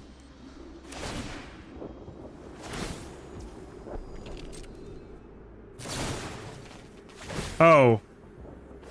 The Venerated Rot Priest triggers even more because it copies the spell.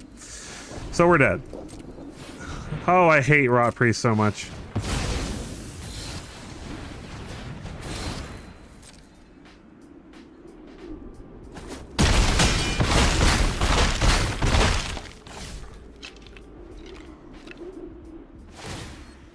Yep.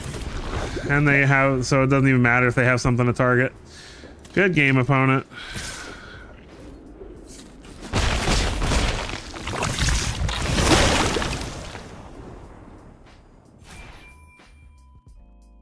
So it wouldn't have mattered how I played that turn, we still would have gotten toasted.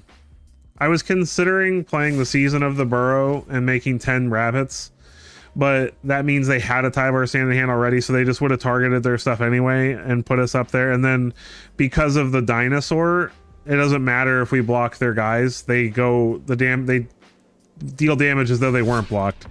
So where I thought we had a chance, we did not have a chance.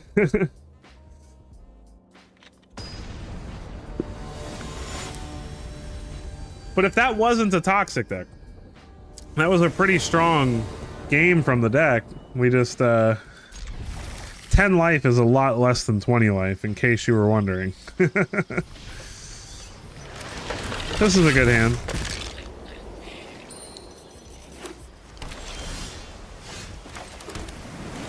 get down a carrot cake. Ooh, Caretaker's talent's good. Hello. We'll give him the smooch. Ooh, Kitsa, Otterball Elite. I like it. No attacks. I wonder what they're playing. Blue-white now. Is it Jeskai secretly and they just haven't found the red yet? They're playing Caretaker's talent too. Cool. No blocks.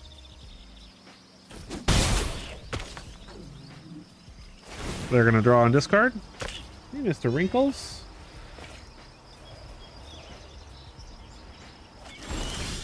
He's over here yelling at me. Let's get rid of this. Oh, I should have gotten rid of the talent. What's wrong with me? Don't make that mistake. Always kill the talent. Oh, wow. I feel like such a dummy right now.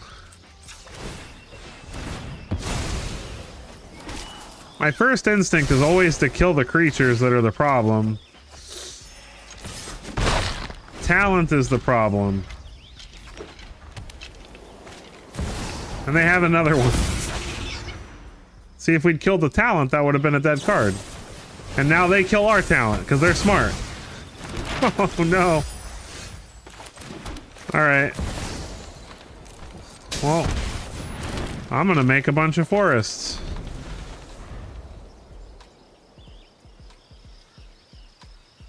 And then we're gonna play an Elishnorn. Elishnorn's flip side's pretty good too. Probably gonna get that taken care of. We're probably gonna do that this game. Well, they're not holding up counter spells, so I think they're looking for a land and not finding it. There it is.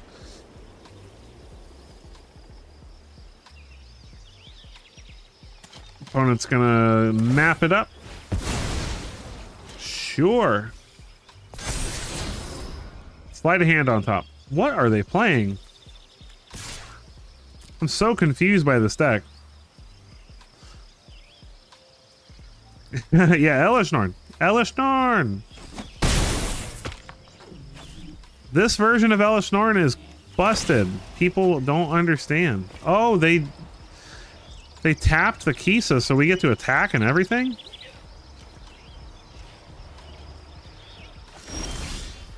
Well, here, watch this. Just in case, I'm gonna go get a red.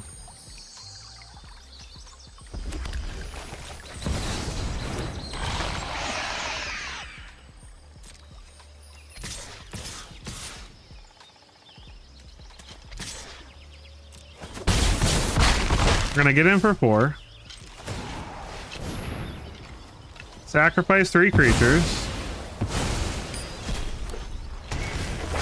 Make 5 2/2s.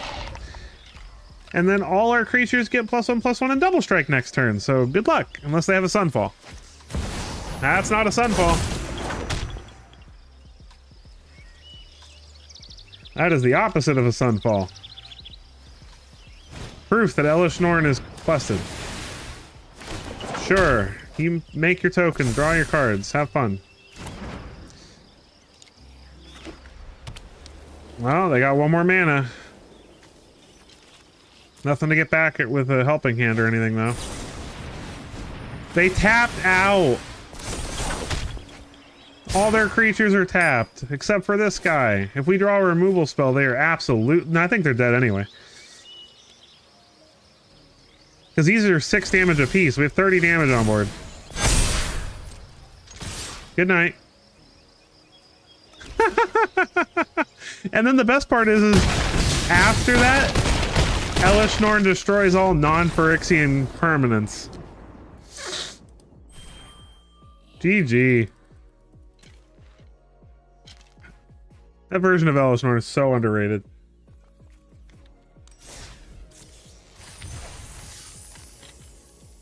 Alright. Next game. That felt good after that first loss.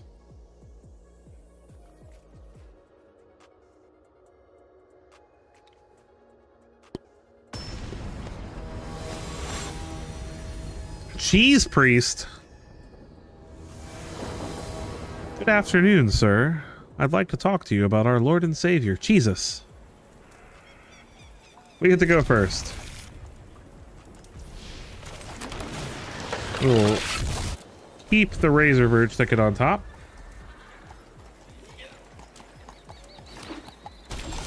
Inspiring Vantage for the opponent. Is it the Boros version of our deck? I like their goose pet. Honk honk. Goose Mom's like one of my favorite cards too. That's why I built that Hydra deck, because I was like, yeah, an excuse to play Goose Mom. Yeah, it's the Boros version of our deck. Alright, let's see if we can outrun them. The problem is they play Temporary Lockdown.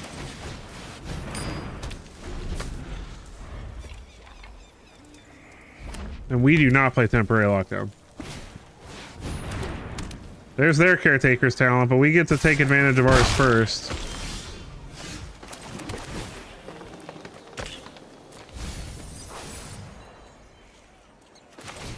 Carrot Cake.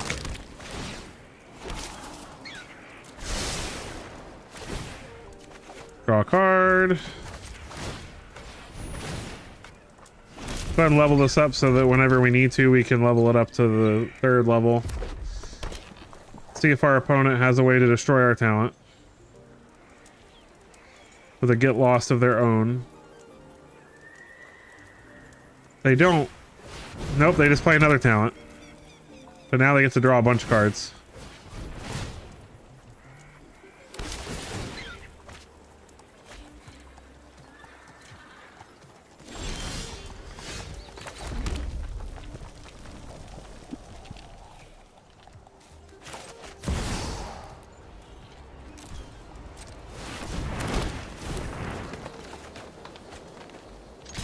I'm gonna make him have the lockdown.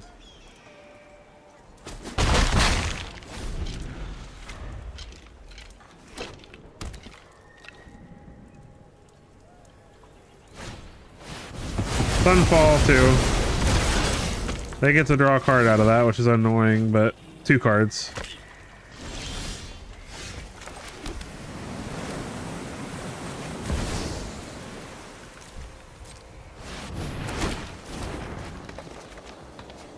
We got Nissa's though.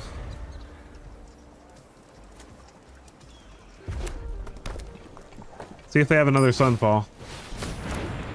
Ah, but that gets rid of their 7/7 token too.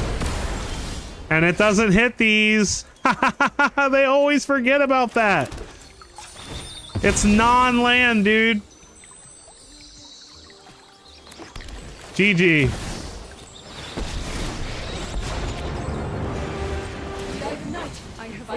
That's why I like this version of the deck. Because everybody always thinks that these, because they're tokens, they get hit by lockdown, but they're lands.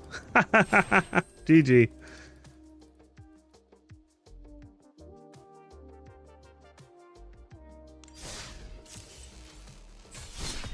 All right.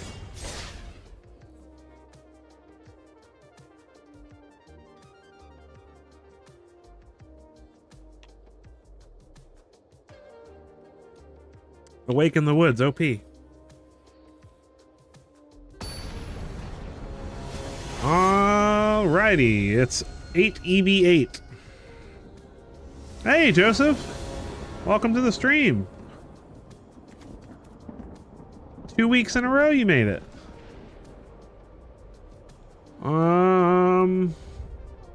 Man, we need a land and we're going first. On a mulligan. This is better. We'll put back a talent.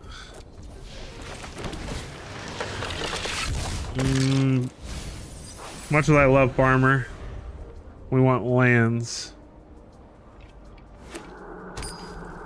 Black Cleave Cliffs. Oh, okay. Well, we're probably not winning this game.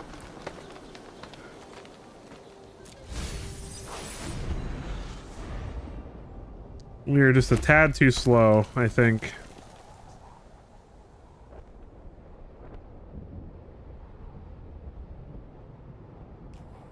If they don't have Heartfire Hero on turn, like it's gotten to the point where I'm happier when I see a Swift Spear. Like Heartfire Hero is such a ridiculous card. I would rather see a Swift Spear on turn 1. And that's saying something, because Swift Spear is really good. Well, let's go ahead and get rid of this while it's little. And then at least we can play an Elish Norn, but they're probably gonna smack us in the face for like 7 or 8 this turn too. Yep. Swift Spear. Oh no, they're gonna plot that.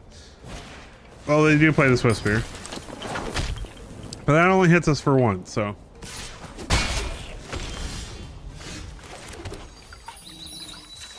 Let's go get our red mana just in case we need it. Play the Elish Norn.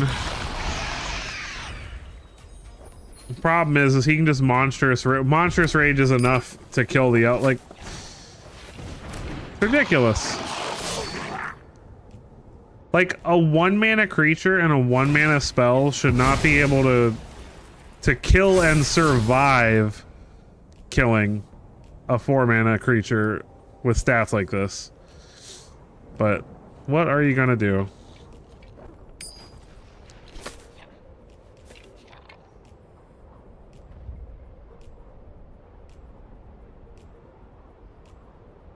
What are they doing?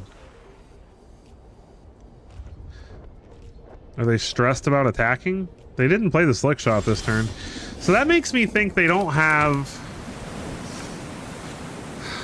Man,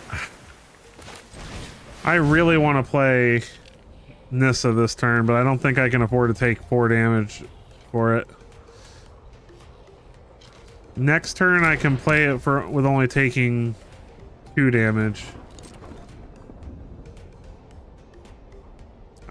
I don't think we're gonna live through this regardless. The Cacophony Scamp's a problem too. It's not as bad as Heartfire Hero, but it's pretty bad.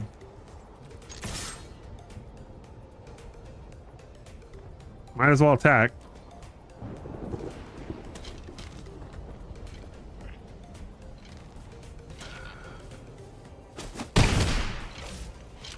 Pass a turn. Hope that we live a turn. I really don't think they have, like... Oh, Cell Sword, that's what they're waiting for. Yeah, Cell Sword's gonna do it. They don't even have to attack, they can just pump up this Cacophony Scamp. I don't know, maybe they don't have a lot of pump spells in hand. Maybe it's a handful of lands. Maybe we'll get lucky. They haven't been acting like they have pump spells, so... Them using a map token makes me think that they don't have pump spells. Because why?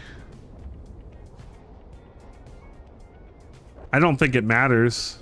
I think even if they brick for a turn or 2, we're still gonna die. That's what's sad about it. If I block the Cacophony Scamp, I still take whatever damage it does. But I think I'm going to. Because if I don't, then they can deal twice as much damage with the Cell Sword. Do they have the pump spell? Okay, I was wrong. So now we take 9. Oh, okay. They just had the best pump spells and they were just slow rolling it. Okay. What a nice mono red deck. I guess because we had 2 open mana, so they were trying to be careful, but... If you know what to pay attention for, it's pretty obvious when there's no stick when you're going from turn to turn. And we didn't have anything we could do. So there shouldn't have been a stick on their side. Got flying around. Trying to get me. Attracted to all this light. Ragnarok. We get to go first. We got colors. We got removal. I'll take it.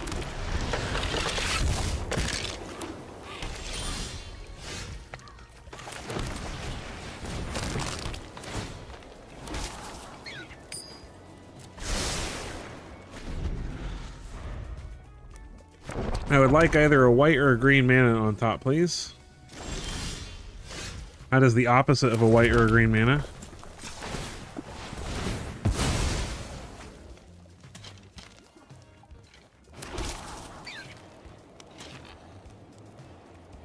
You know what? That can make treasures. I'll take it.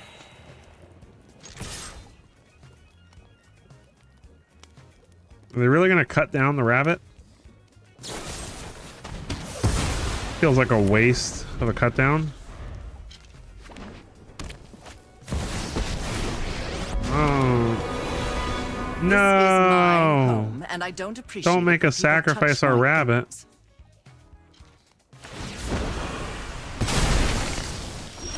Aw, Sacrifices must be darn. made. What are we gonna do?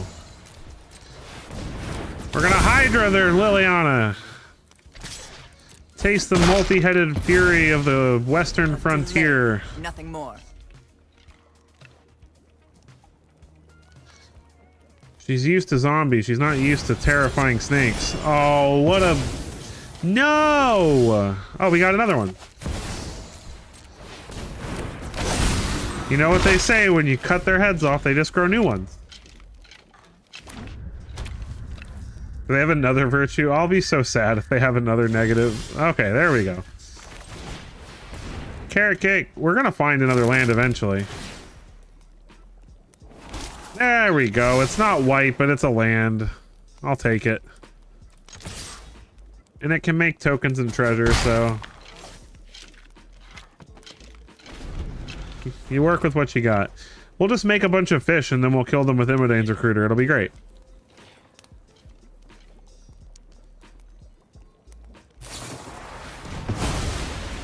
Of course they find another way to make it so we don't get our treasures.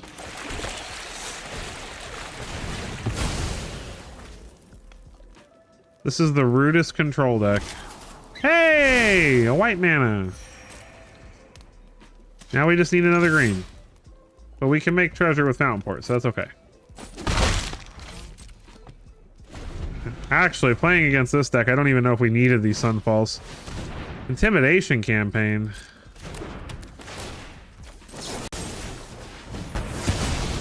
Nope. I'm not gonna have you doing that to me the whole game.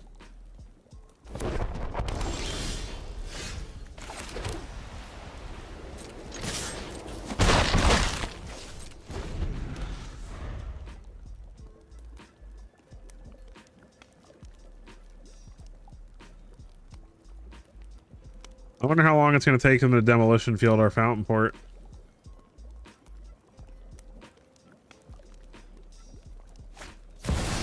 The Oldred.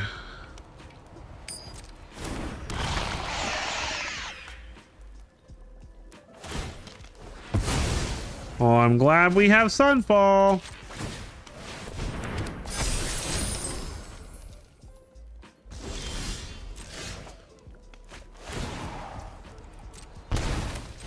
Bye-bye.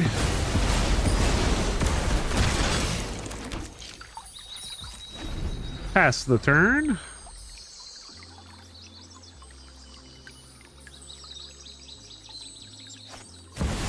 The fairy.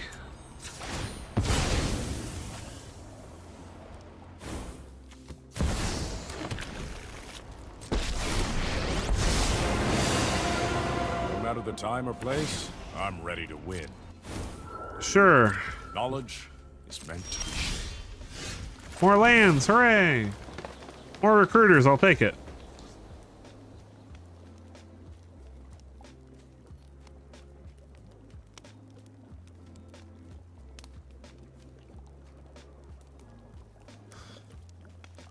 As much as I don't want to do this, I think we have to Sunfall. And go after the Teferi. We just can't allow them to have this much value on the battlefield, even for a turn. And I don't know everything about chronomancy. They only run a handful of things like that in their deck, so, I mean, most of their deck is removal, counter spells, board wipes, that kind of stuff. So, letting them have a Planeswalker, even for a turn, like, if they find a way to remove our board or whatever we decided to do that turn. Like, because I wanted to play Bristlebud Farmer that turn, but if I just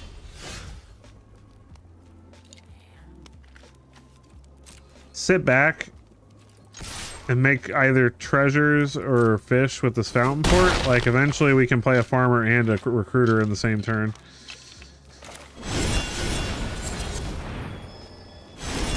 They didn't counter it. And all those cards, they don't have a counter spell? Or maybe they just don't need it. They want to draw cards. Okay, they draw 3 cards. Very cool, opponent. You're gonna have to discard some of those. Well, maybe not.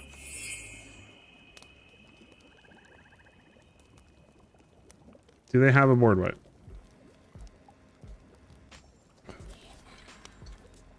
They could take Goldbane Hydra. They don't collect evidence. That's fine. Annoying, but fine.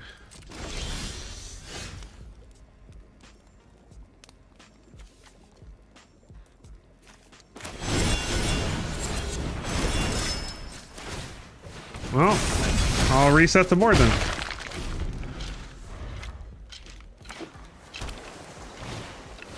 Intimidation campaign definitely doesn't kill us. If they tap all their blue mana, they're toast. Okay. Good game, opponent. Alright, so let's do this properly. Or wait, actually, it would be better to play Bristlebud Farmer.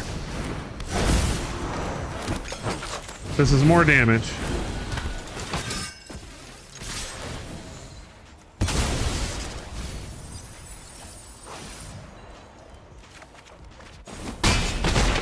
GG, opponent. You should never tap out when you know there's an Immodane recruiter in the mix. Like, it's like the worst decision, especially because we had creatures on the back. Like, he had removal too. Like, he could have not done what he did. But you can't convince everybody to do the right thing all the time. I don't even do the right thing all the time. I make mistakes too. Rat King. All right, Rat King. What are you playing? If you're not playing rats, I'm going to be severely disappointed.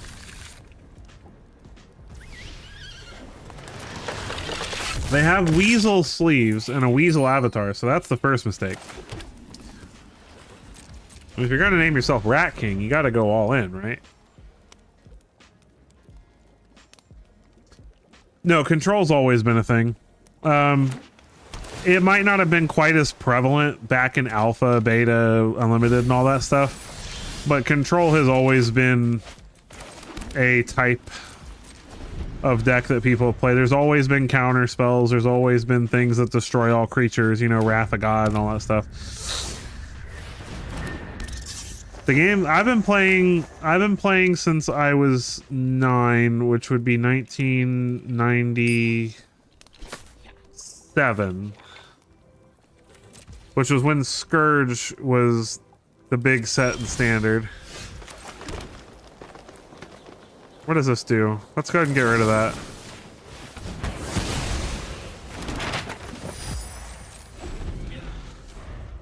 Because I don't like that can take away my Hydra's abilities. I've been through so many changes in this game. Oh, he's playing rats. Oh, this is a rat too. I didn't realize that. So he's at least living up to his name. Good job. Kudos. Roar. Yay, they're blocking. That's great. Aww. Get my hopes up like that. They did that on purpose, I bet. It would be fun to talk about Magic before it was, because I'm telling you, 15 years ago, Magic was nothing like it is right now. Like, it would blow your mind, some of the cards that were considered good back then.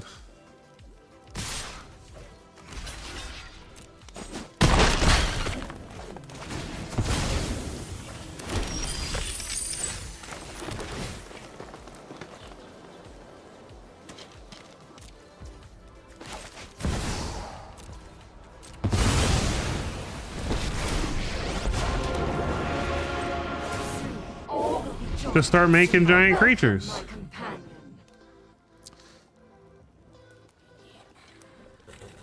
If they have removal for the token, this was probably not the best play, but I honestly feel like this was the strongest position we could take.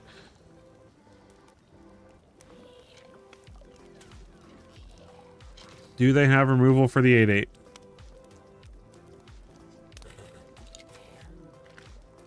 Look at that guy. He's just like, I want to eat metal. Ah!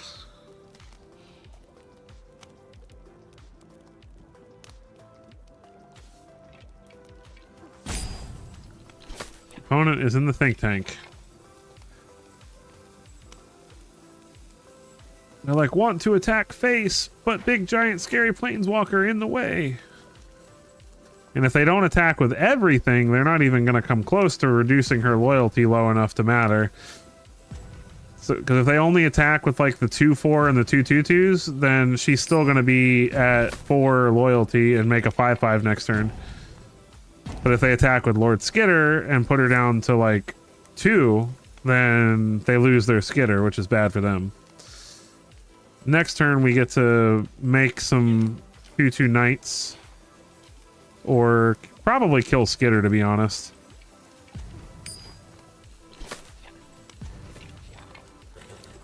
Where'd you go, Rat King?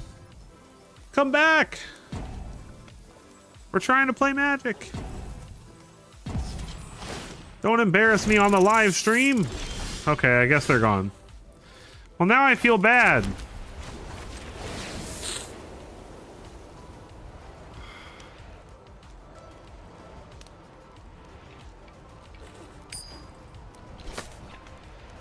Then you know, it's funny that you mentioned that, Mobius, because I was actually, when I first logged on to start the stream, I was like, I haven't looked at that today. I wonder what that midweek golden phantom sealed is. Like, after this game, I'm actually gonna look at it now that you mentioned it and brought it up. I'm gonna see what it is. I don't know if I'm gonna play it on stream or not, but I was curious earlier when I loaded up Arena to do the stream. I was like, what is that? Well, Rat King, I'm sorry if you disconnected. I may have salty scooped, I don't know.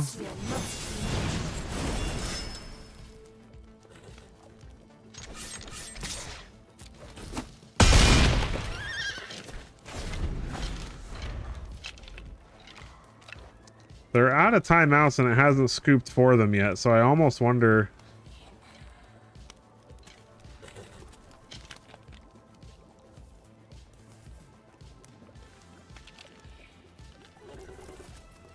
And welcome, also, Mobius. Thank you for joining the stream. Got so excited I forgot to say hi.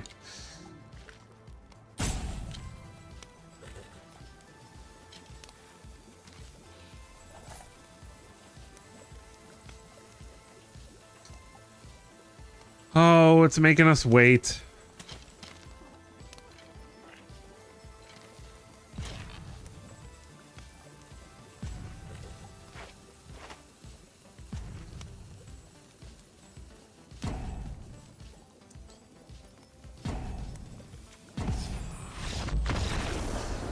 GG, I think we would have had that game relatively in tow, but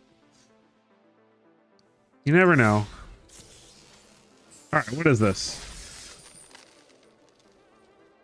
This week, enjoy the silly chaotic experience by playing Golden Booster Sealed. With 12 boosters, add basic lands to make a 40 card deck. What?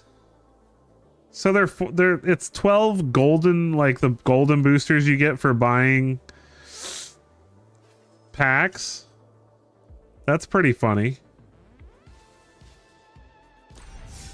Aw, man. I advertised my stream as Crazy Brews, though. But I'll definitely check that out. Probably on my own time, though. Let's see. What else do we got?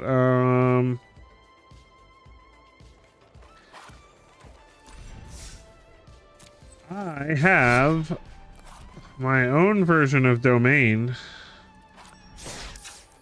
which is very much not what you would expect from your typical Domain list. You'll obviously see the normal includes of Leyline Binding and Atraxa and Lockdown and Archangel, but instead of Sunfall, we're playing Starfall Invocation so that we can get back some of the creatures we play, like Helga Skittish Seer or Borborygmos and Fibblethip. And we're also playing Doppelgang, Outrageous Robbery, and Portent of Calamity as potential win conditions with a single copy of Elishnorn Mom and a single copy of Vaultborn Tyrant, because why not? So we're going to play this version of Domain because this is way more fun and way less boring than regular Domain.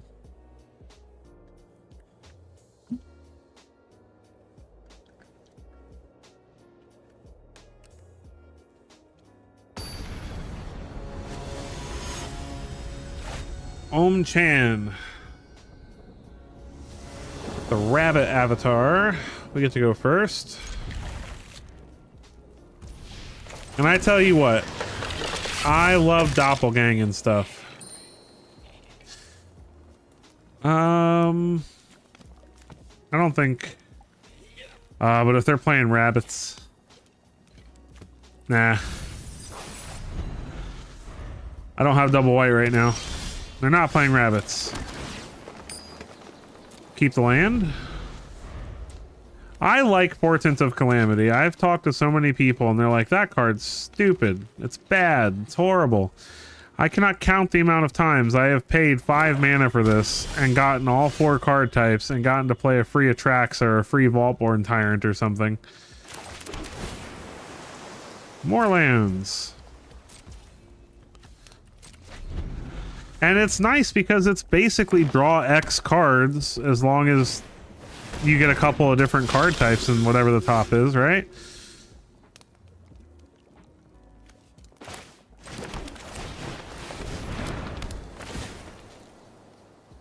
We need a mountain at least and another white.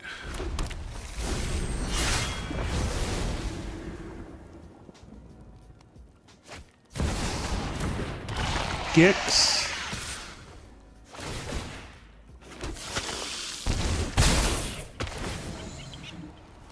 They're gonna draw a card, sure.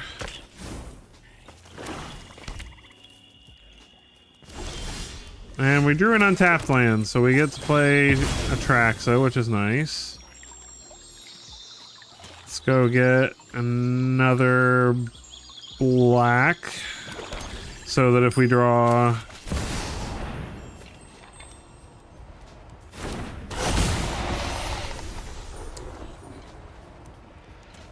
okay, so we want a Cornucopia. We want another Atraxa in case they kill this one. We want a Leyline Binding. We want a Fabled Passage and a Herd Migration. We just draw a couple cards. No biggie. We'll discard the Raucous Theater and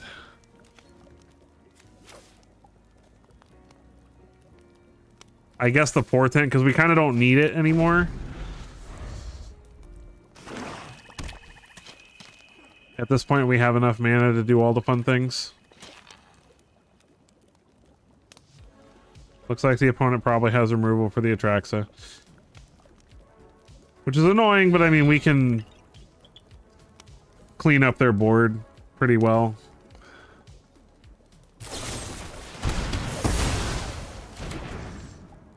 Not going to play another Atraxa this turn.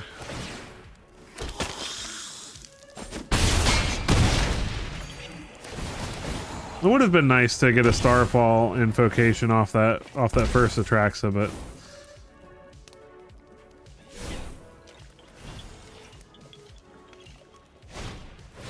Glissa. Oh, hey. Ask and ye shall receive.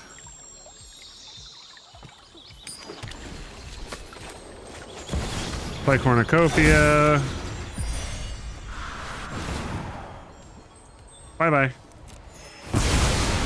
And the opponent shouldn't be able to come back from that. We still have mana up for binding.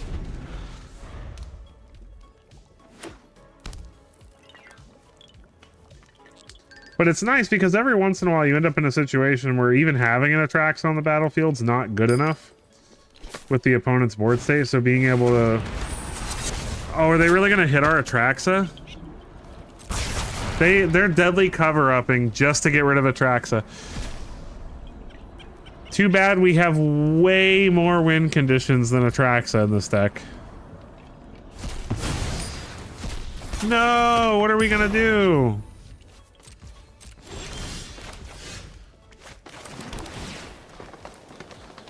Sure, I'll keep another binding on top.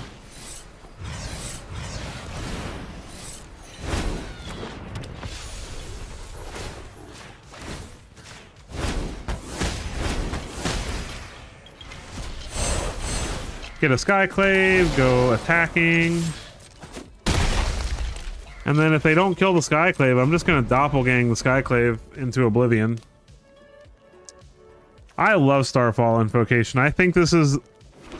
It can bring something back if it was already on the battlefield. It has to be on the battlefield when you cast it. But that's why I like this version of the deck, is because I'm playing more creatures. So if I wipe the board and like I have a Helga on the battlefield, I can get the Helga back. Are they just gonna do that and like cut down? Yeah, okay.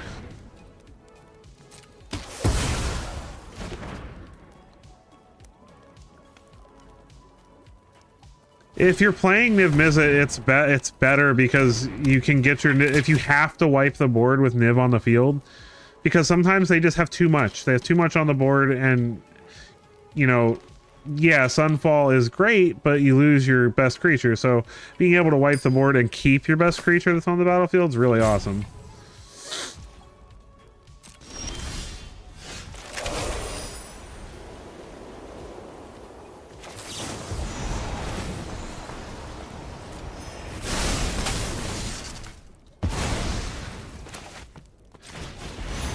Time to make some beasts.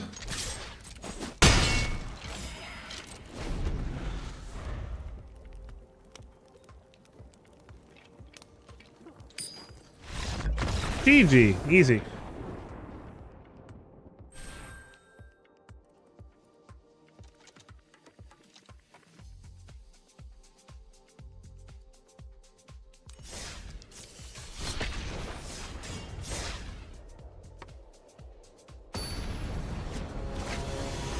Yeah, Cornucopia is really good in this deck. Lily Magic 8. Well, it's just great in this deck too because we're playing a lot of like 2 and 3 and 4 color cards in the deck, so it works out really nicely.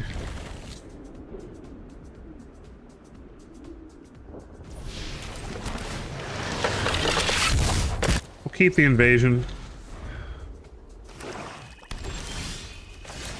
Hope the opponent's not playing discard. We don't need another invasion. One's good enough. I'd like to draw another land this turn. That's perfect. I don't think I need another one of those either. Yeah, Heaped Harvest. I don't disagree that Heaped Harvest is really good. But I like Cornucopia better in my opinion. Because the reason they're running Heaped Harvest is because Heaped Harvest gets you 2 basics. But I'm playing Invasion as Zendikar. So basically same thing. I guess I'm gonna have to discard my Cornucopia here. I'm gonna go get a red mana. Because that's... Then we'll go get a black and I guess another green.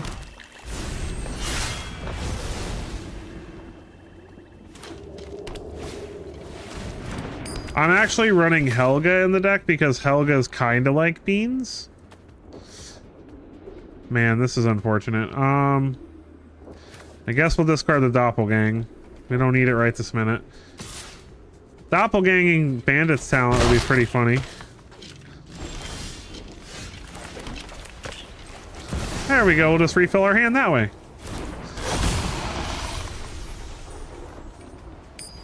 We'll take another Atraxa. And a lockdown. And an invocation. No, we'll take the migration and another land.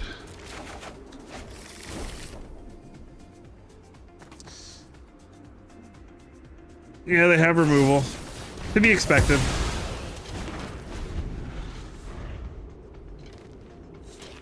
But good luck dealing with this anymore.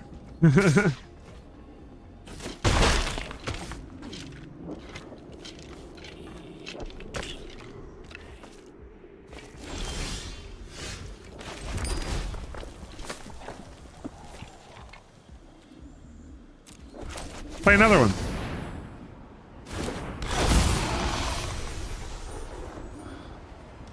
Take the binding.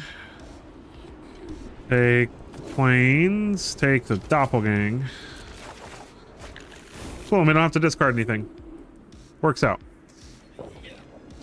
Got another removal spell there, opponent? Nope.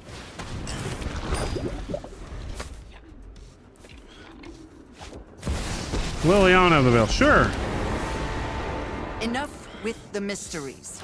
I've come for answers. Off you go.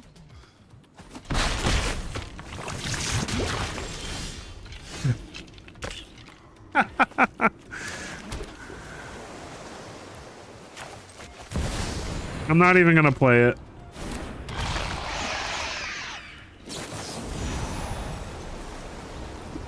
Oh, do they have removal for it? Wow, rude.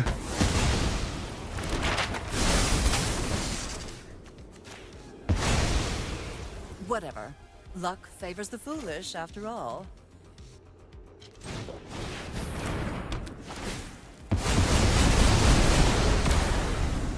Just eat their whole board. Bye-bye, board.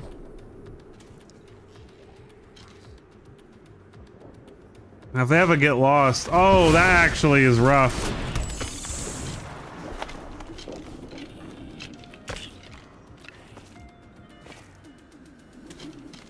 Oh, they can make us discard our whole hand.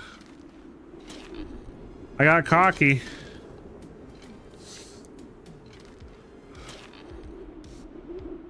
What's happening?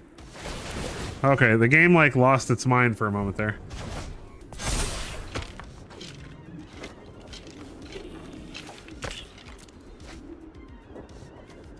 Okay, if we discard like this, we get to keep Atraxa. Okay. Whew. We dodged the bullet. If the triggers happened any other way, we would have been in trouble, but we'll just refill our hand again with Atraxa. This deck definitely feels good against discard.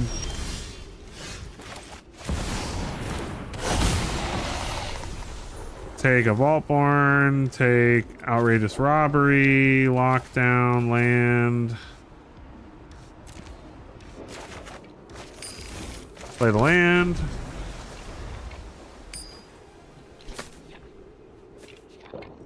Because it's too cutesy.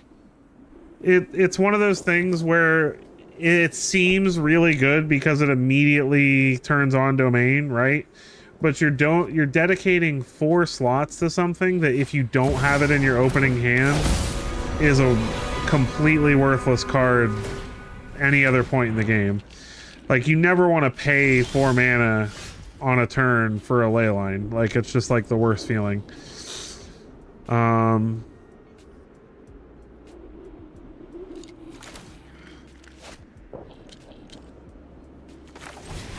Oh, opponent's just gonna scoop. Okay, I was gonna kill the bat, but they're tired of playing against me.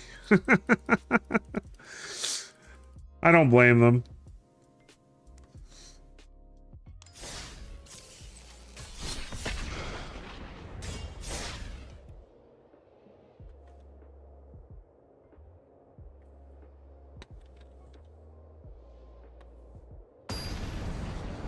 We'll switch it up after this game because I guess this deck is a little bit tedious and to watch and play against. Opponent goes first, and we've got a mortuary and a cornucopia. This feels a little rough, though. This is better. Put back Tyrant.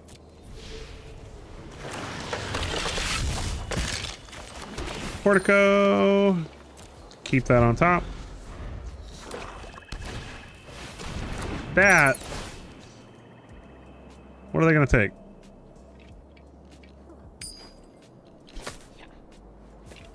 I don't think they'll take Helga because they can probably just remove Helga. Probably take... Oh, okay, never mind. What do I know? Well, I'll keep lockdown.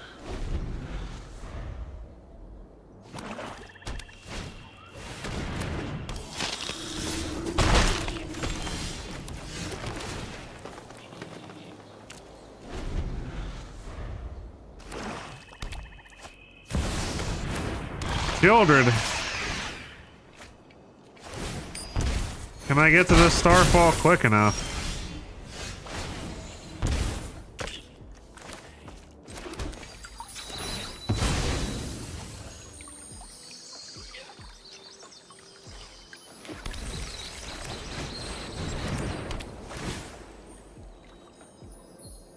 Swamp and another blue.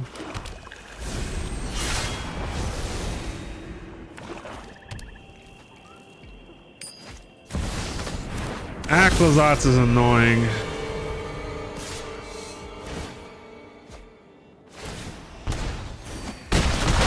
We're down to 7. 5.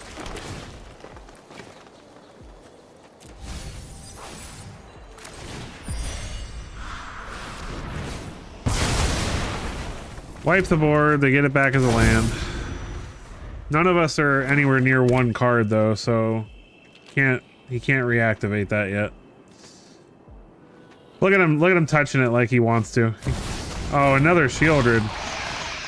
And a bat, come on. Yeah. I agree.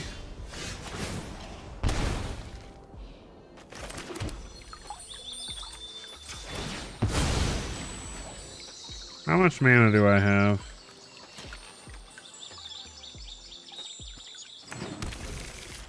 One, two, three, 1, 2, 3, 4.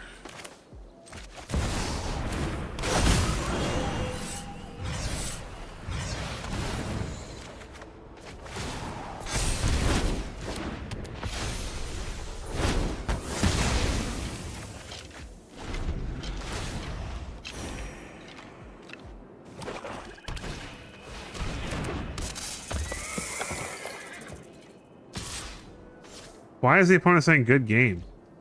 The game's not over yet. Game's definitely not over yet. 110% not over yet.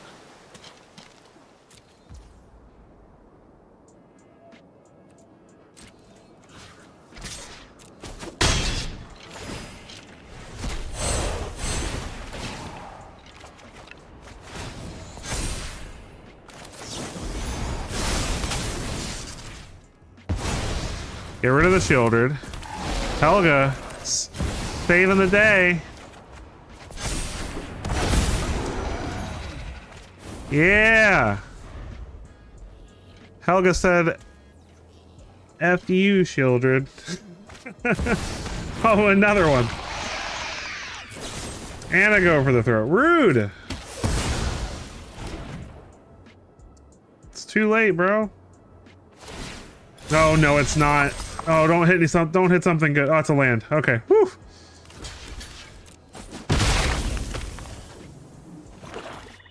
All right, we're good.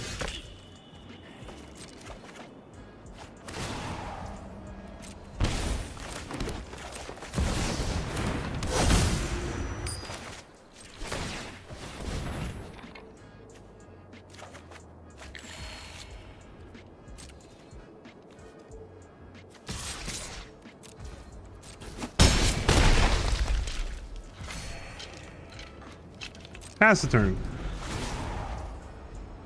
Fairly confident our opponent's not getting us anymore. No, I really think they thought that they had it. I mean, in any realistic situation, that would have been very hard for us to come back from, but we had a very good combination of cards to stop ourselves from dying to the shoulder triggers. They drew a removal spell. Sure.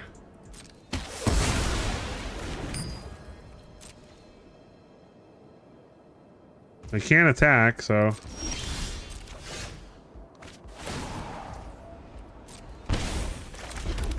Alright. So. Black, black. 1, 2, 3,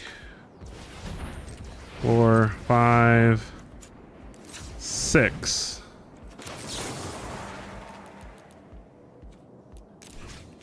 Give me 6 cards.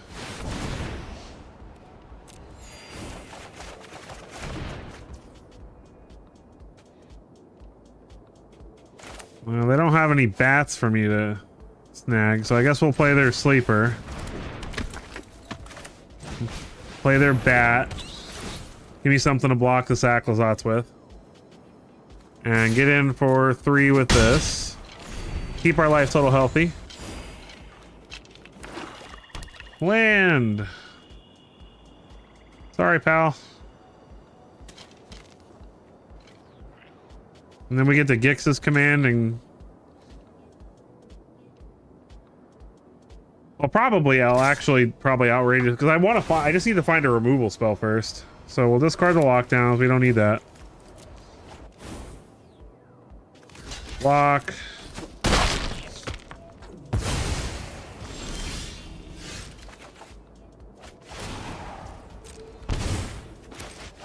Play another cornucopia. Alright, and then black, black. 1, 2, 3.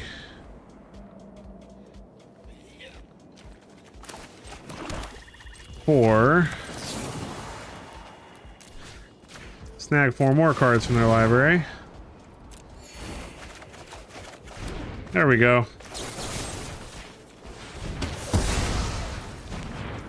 Play another sleeper. And at this point, we can just get in with everything.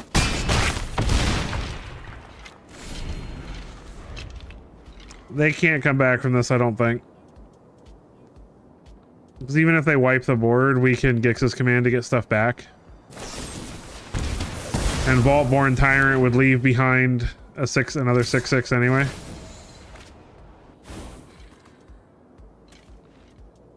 I love Vaultborn Tyrant. I need to play more decks with him. I don't play him in enough decks. Mostly because I only have one, I think.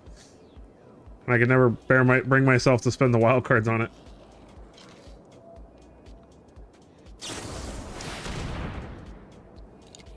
Sure.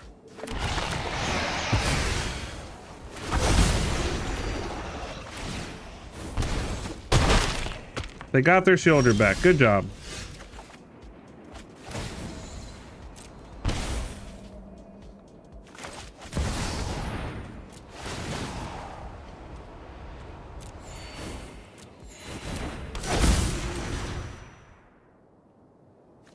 What do I have in the yard?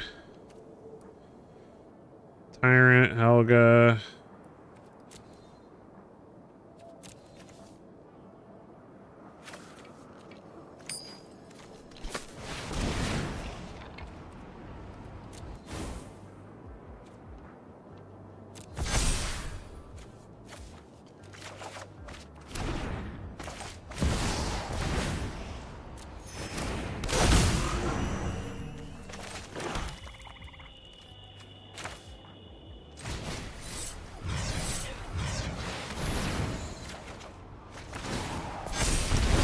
Pump him in the face. Put him down to 6.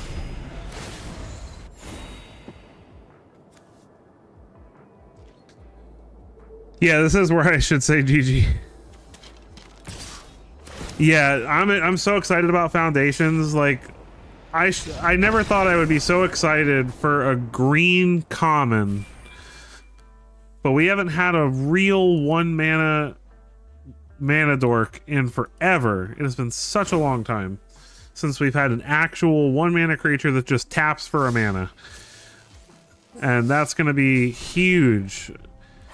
All right, I said I would only play one more deck with that. Here's another one I'm probably thinking about making a video about. This one is kind of similar to the Naya tokens list we played earlier, but instead of taking advantage of big, huge turns with Nissa and Awaken the Woods, we're playing Dowsing Device. I made a video about this a couple of months ago, before rotation. This card's really fun, and there's a lot of new things that help trigger it. Basically, it says whenever an artifact or another artifact enters the battlefield, a creature you control gets +1/+0 and gains haste. Where that gets cool is when you're playing creatures that either are artifacts like Krenko's Buzz Crusher, or that generate artifacts like Bristlebud Farmer or Sentinel of the Nameless City. The dream curve is that we go Teething Wormlet, Dowsing Device, make Teething Wormlet a 3/2, smack him in the face for 3, follow it up with Sentinel of the Nameless City, which when it enters makes a token, which lets you give the Sentinel haste, and then when the Sentinel attacks, makes another token and gives something else +1/+0. And then you follow that up with like a Bristlebud Farmer or Krenko's or Balin or something, and just have a good time. So this deck is a lot of fun. I also am playing a couple of Legion Extruders in the deck, because being able to ping something for 2 and then sacrifice all our maps and random tokens and carrot cakes and stuff to make 3/3s is awesome. So let's try this out for a little while. Yeah, Anim Pakal too. I try not to talk too much about Anim Pakal, because Anim Pakal is probably 3rd on the list of my favorite cards.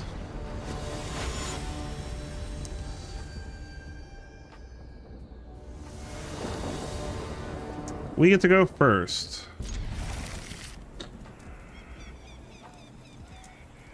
Yeah, Anim Pakal is great. I love it.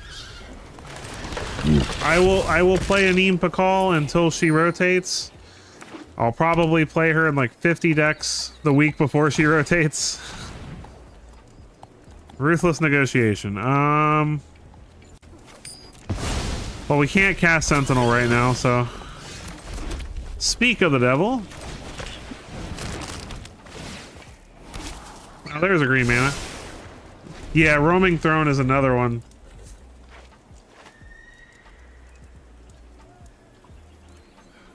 Roaming Throne is a sweet, sweet card. Oh, man. Helix, I guess, because they're not really playing any creatures for us to kill.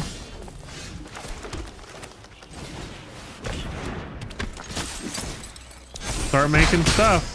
They have removal for her. They have removal for her. Yeah, I'm not excited about it. Mono red gets worse too.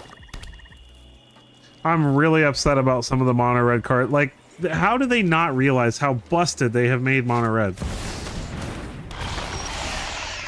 Like, I'm sorry. There's a creature, a 3-mana 3/3 with haste that when it deals damage, the opponent can't gain life for the rest of the game. Like, what?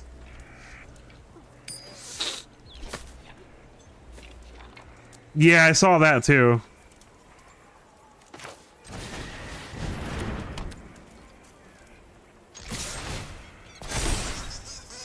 I love that I can attack with Anim Pakal in the situation because she grows every turn. Just making their Gix look like a joke. Oh, I played a Gix, Dogmoth Praetor. And now I played a Shieldred, but I'm gonna make that look bad too.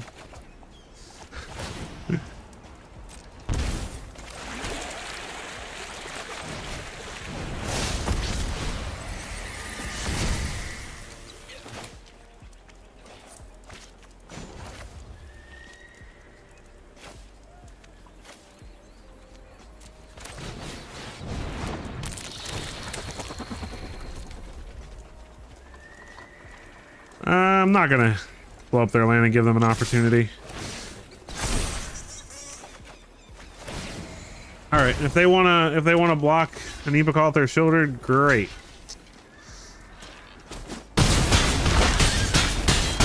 That means no more Shieldred for them.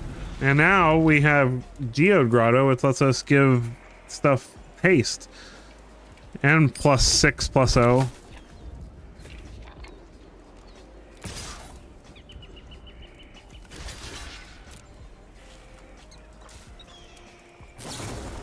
Sure. I'm not gonna just let them draw cards though. Yeah, right? Someone does like red and black, you're right. Do they not realize they're still dead? Well, okay. They're not dead. If they have a cut down, they're fine. Oh no, they're dead. Never mind. I lied. GG.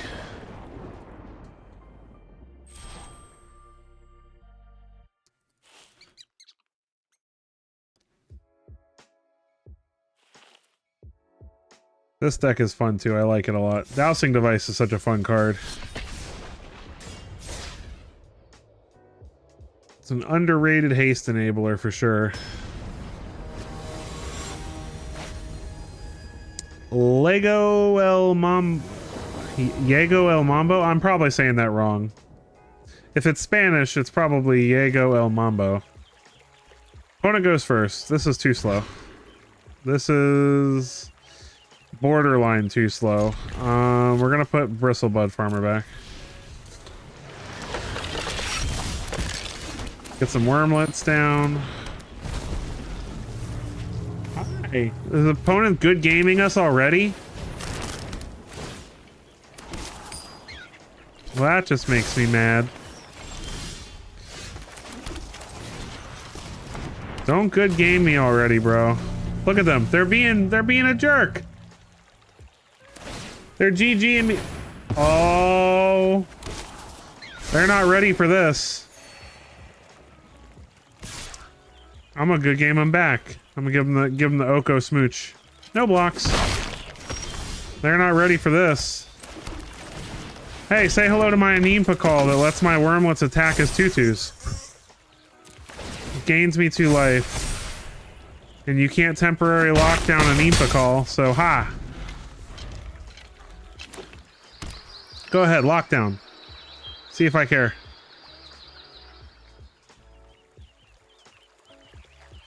I bet you anything that's exactly what he has in his hand.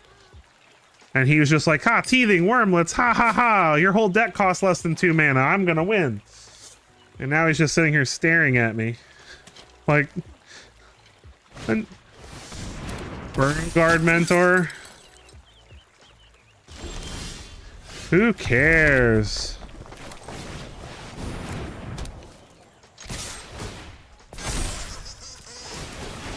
Opponent's still GGing us. Oh, look at that. Look at that.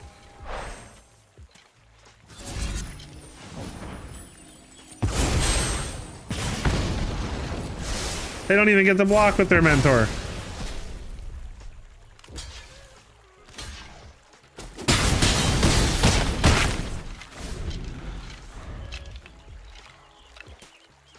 I mean, there were some really great times where the color pie was just like really good. I want to say Cons of Tarkir block was really fun. There was no like one color that was just like ridiculous. Like, look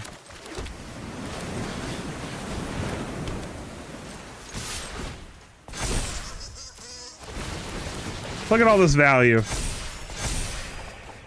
I think honestly it's only been more recently that things have started to become more of a problem.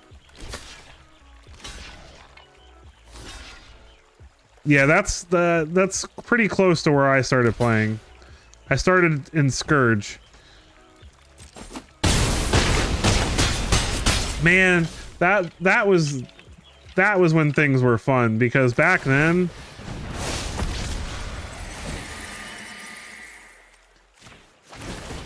I miss sitting down and playing, you know, goblins versus slivers, and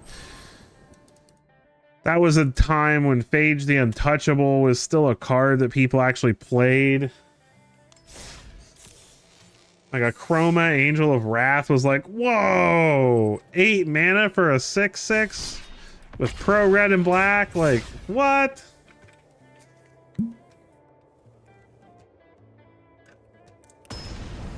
Yeah, man, the OG Slivers. Slivers was hilarious because old Slivers used to say all Slivers, so it included your opponent's Slivers. So if you sat down across the table from a Slivers player, you were just like, okay, this is gonna be a fun game. What do we put back? Farmer. I wouldn't say there were no turn 3 wins back then, but it was way harder.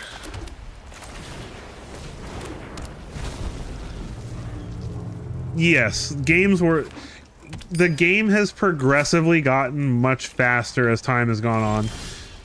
Like, power creep has definitely been a thing. I don't want to play a Nimpa call because I feel like they have removal for it.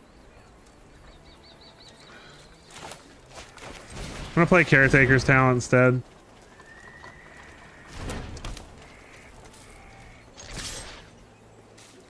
Yeah, that was a good one too. Oh, block. Go for it. Oh, man. Oh, they're playing Flash. Jeskai Flash. Okay.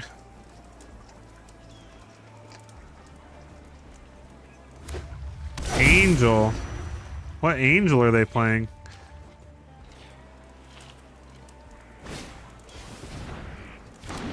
They mockingbirded our wormlet. Interesting. They're gonna get lost our talent, which is fine, because our wormlet's the one that's gonna grow.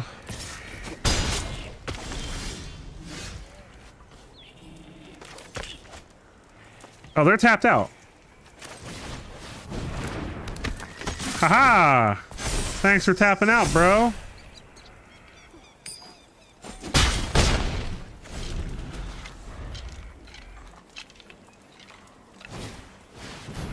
Oh man. Oh, but I can get rid of that.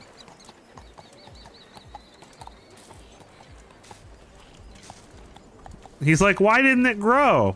Because that was already on the battlefield, dude. Okay, well, they're not gonna like this.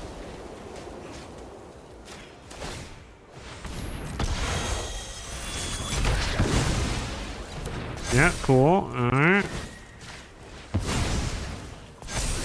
Beautiful. Anim Pakal showing how amazing she is as always.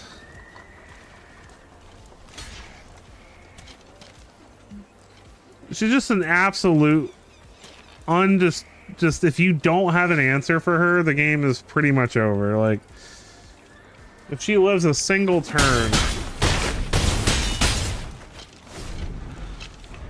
and then we just have Helix, even if they wipe the board or something. GG. This deck's feeling good right now. We've actually been having some good games tonight. For considering these have all been absolutely absurd decks, like none of these are meta or even close to meta.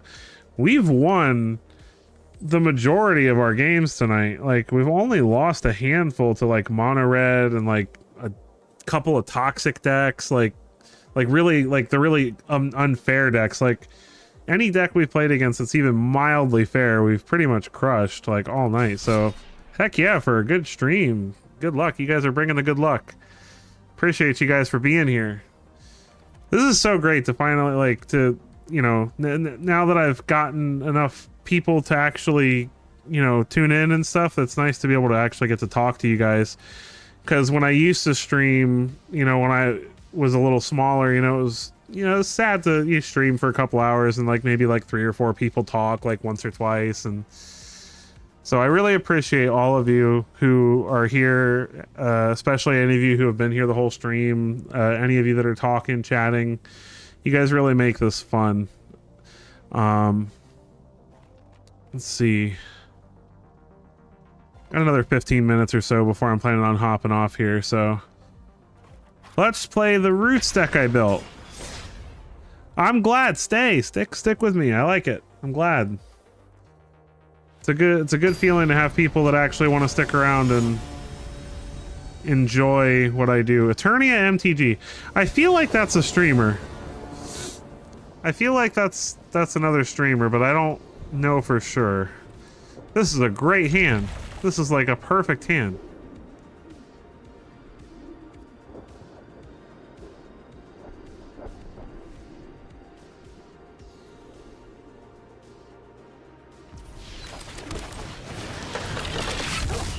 The new cards from Bloomborough that help this deck are really, really good.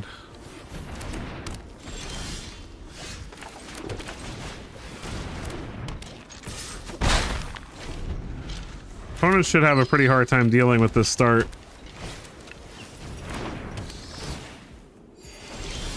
Like, this is a really good start. Let's see what this hex gold can do. I think I'm gonna plus first. Ready for round 2. Sure, okay. Because if I minus right now, I don't have an opportunity, because I need to protect the Tyvar. Which I can, just not yet.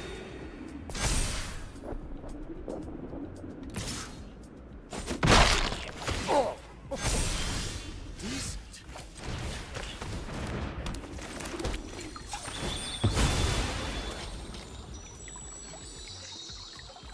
Black.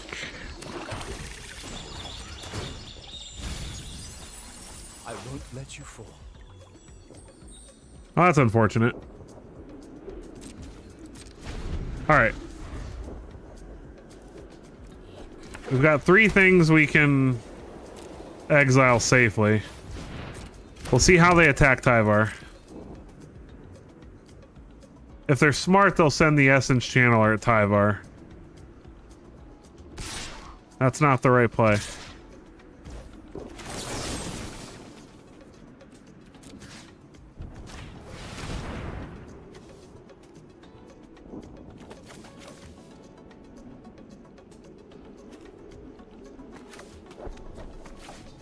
Okay. We'll get rid of the Thrill Seeker, make a couple plants. I think we're just gonna plan on making some really big plants.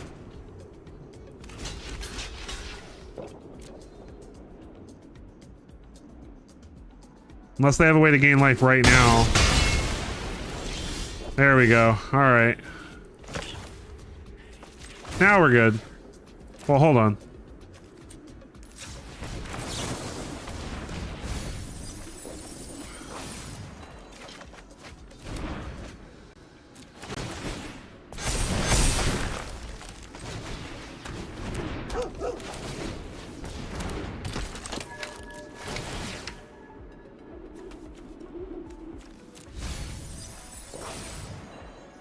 Keep the Tyvar on top. Beautiful.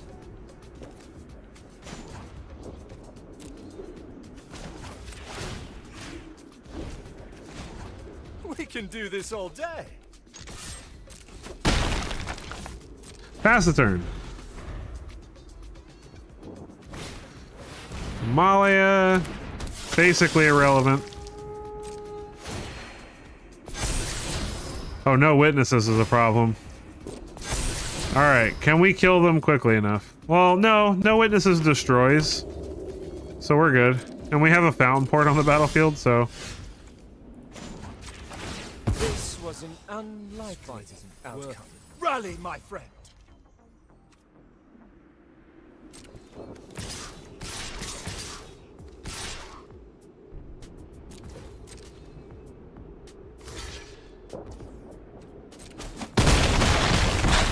I want to see if they cast the no witnesses. If they're smart, they'll attack and cast no witnesses. And hope that we don't have anything to do. Yep.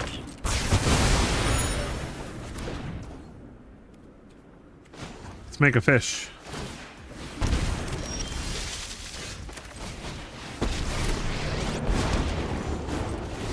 Let's make it a fight to remember. Your story's Beautiful. not finished yet.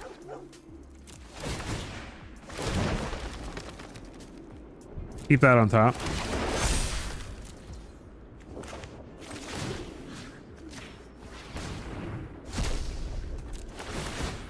Grow the team, grow the team.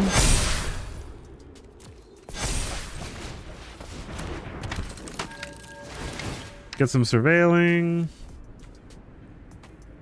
No, we'll put this in the yard.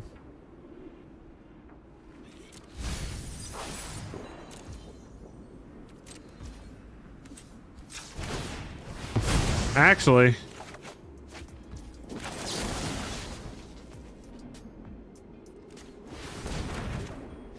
that's so ridiculous. Insidious Roots is insane once it starts going. Yeah, GG. And thanks to things like Cash Grab and that 3-drop squirrel that you just saw me mill into the graveyard, it's super consistent. Because if they blow it up, we can get it back with the squirrel. And then Cash Grab can grab it. It is a weird board wipe for a... Yeah, I agree. No clue. I don't think they were a bat deck specifically. I think they were just a life gain deck.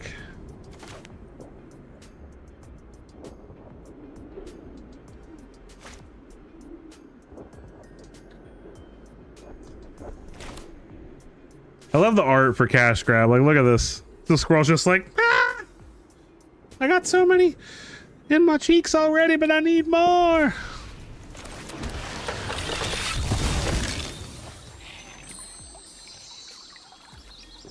Get the green.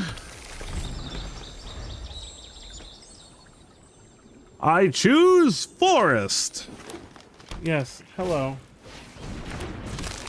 This guy over here is just about to fall off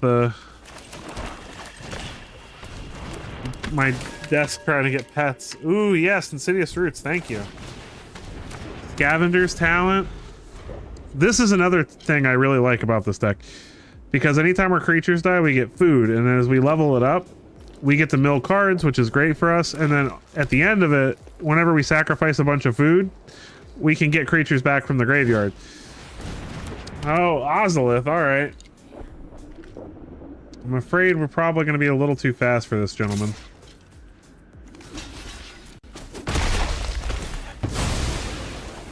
I'll get a food, thank you. I don't know why he attacked with that ginger brute. That made no sense. Oh, you didn't notice the cat? Yeah. Say hello.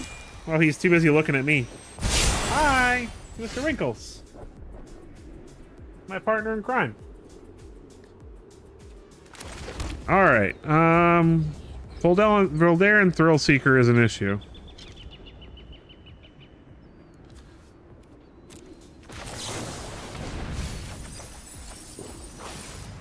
I will take another Roots, yes.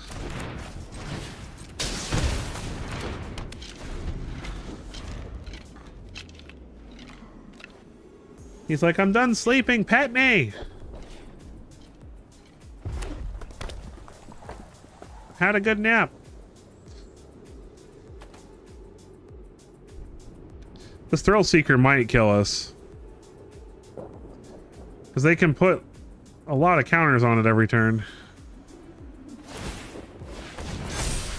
I really hope I draw a feed the cycle or whatever it's called soon. Monstrous Rage. Oh, we're dead. Well, that was unexpected. GG, opponent. I can't even complain. That was great. I like that. Voldaren Thrill Seeker is a great card. I love that card.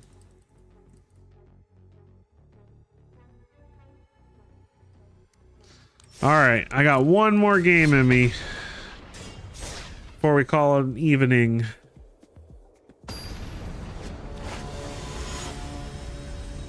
Pawdor 23. He's being so aggressive for attention right now. This is a great hand. Yes, I see you. I see you.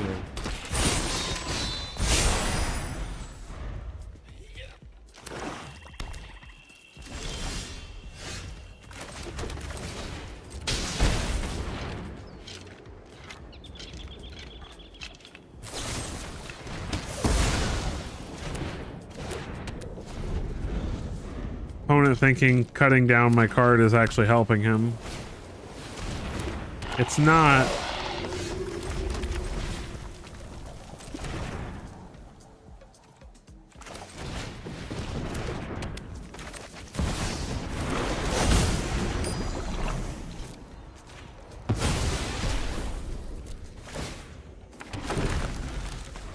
Boom. The problems begin. And it only gets worse from here.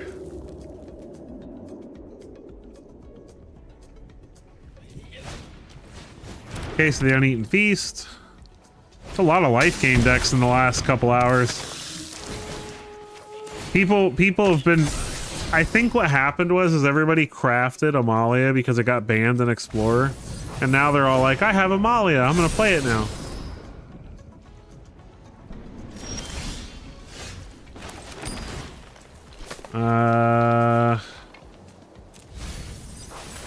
Let's go ahead and play Tyvar. This will never give up. Ooh, that's a little We rough. can win.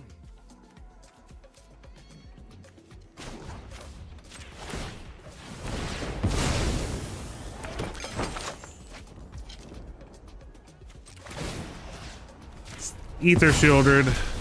Alright, so we're gonna lose our Tyvar, but that's fine.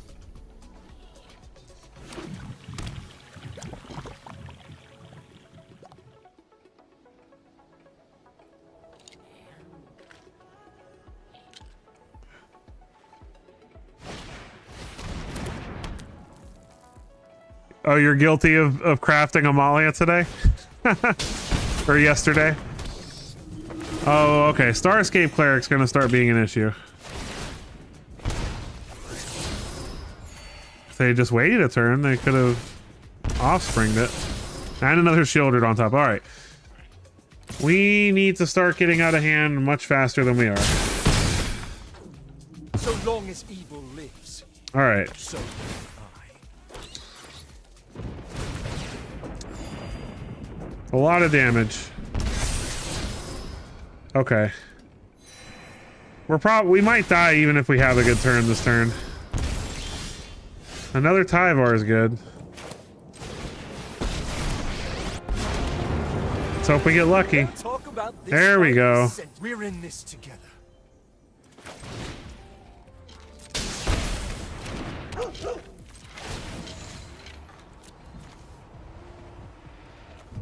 Eat the Pearl Seeker.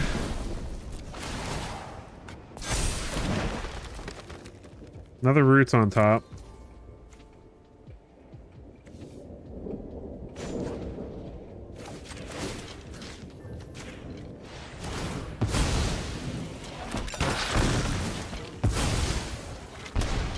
That solves our problem, I think, though. Because now we can just block Amalia. I mean, we still have to deal with Shieldred, but we can start going absolutely crazy this turn.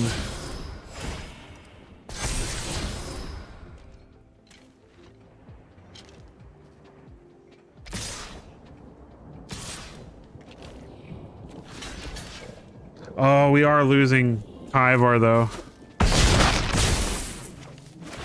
This was an unlikely outcome. Alright, maybe we can't go as crazy as I'd like.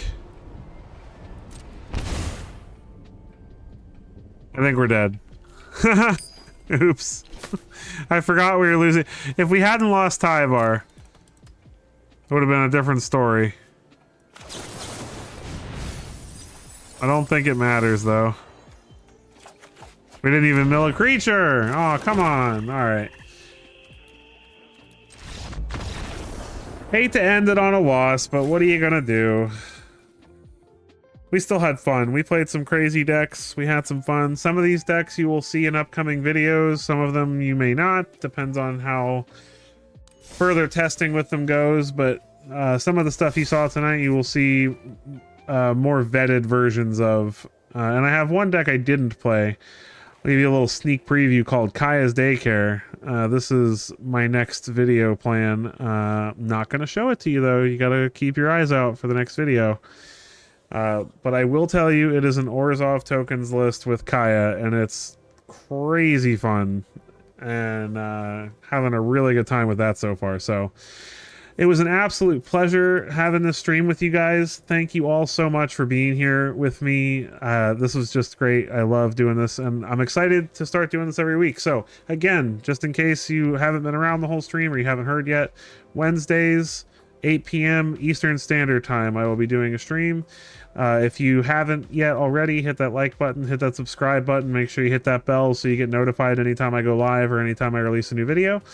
Also, just a last parting note, I do have memberships available, so any of you who are interested in supporting the channel in that way, it's a great way to do so. There's some pretty nice perks, but 100% not required. You just being here with me and sharing your time with me is more than enough. So thank you so much, and I will catch you guys in the next one.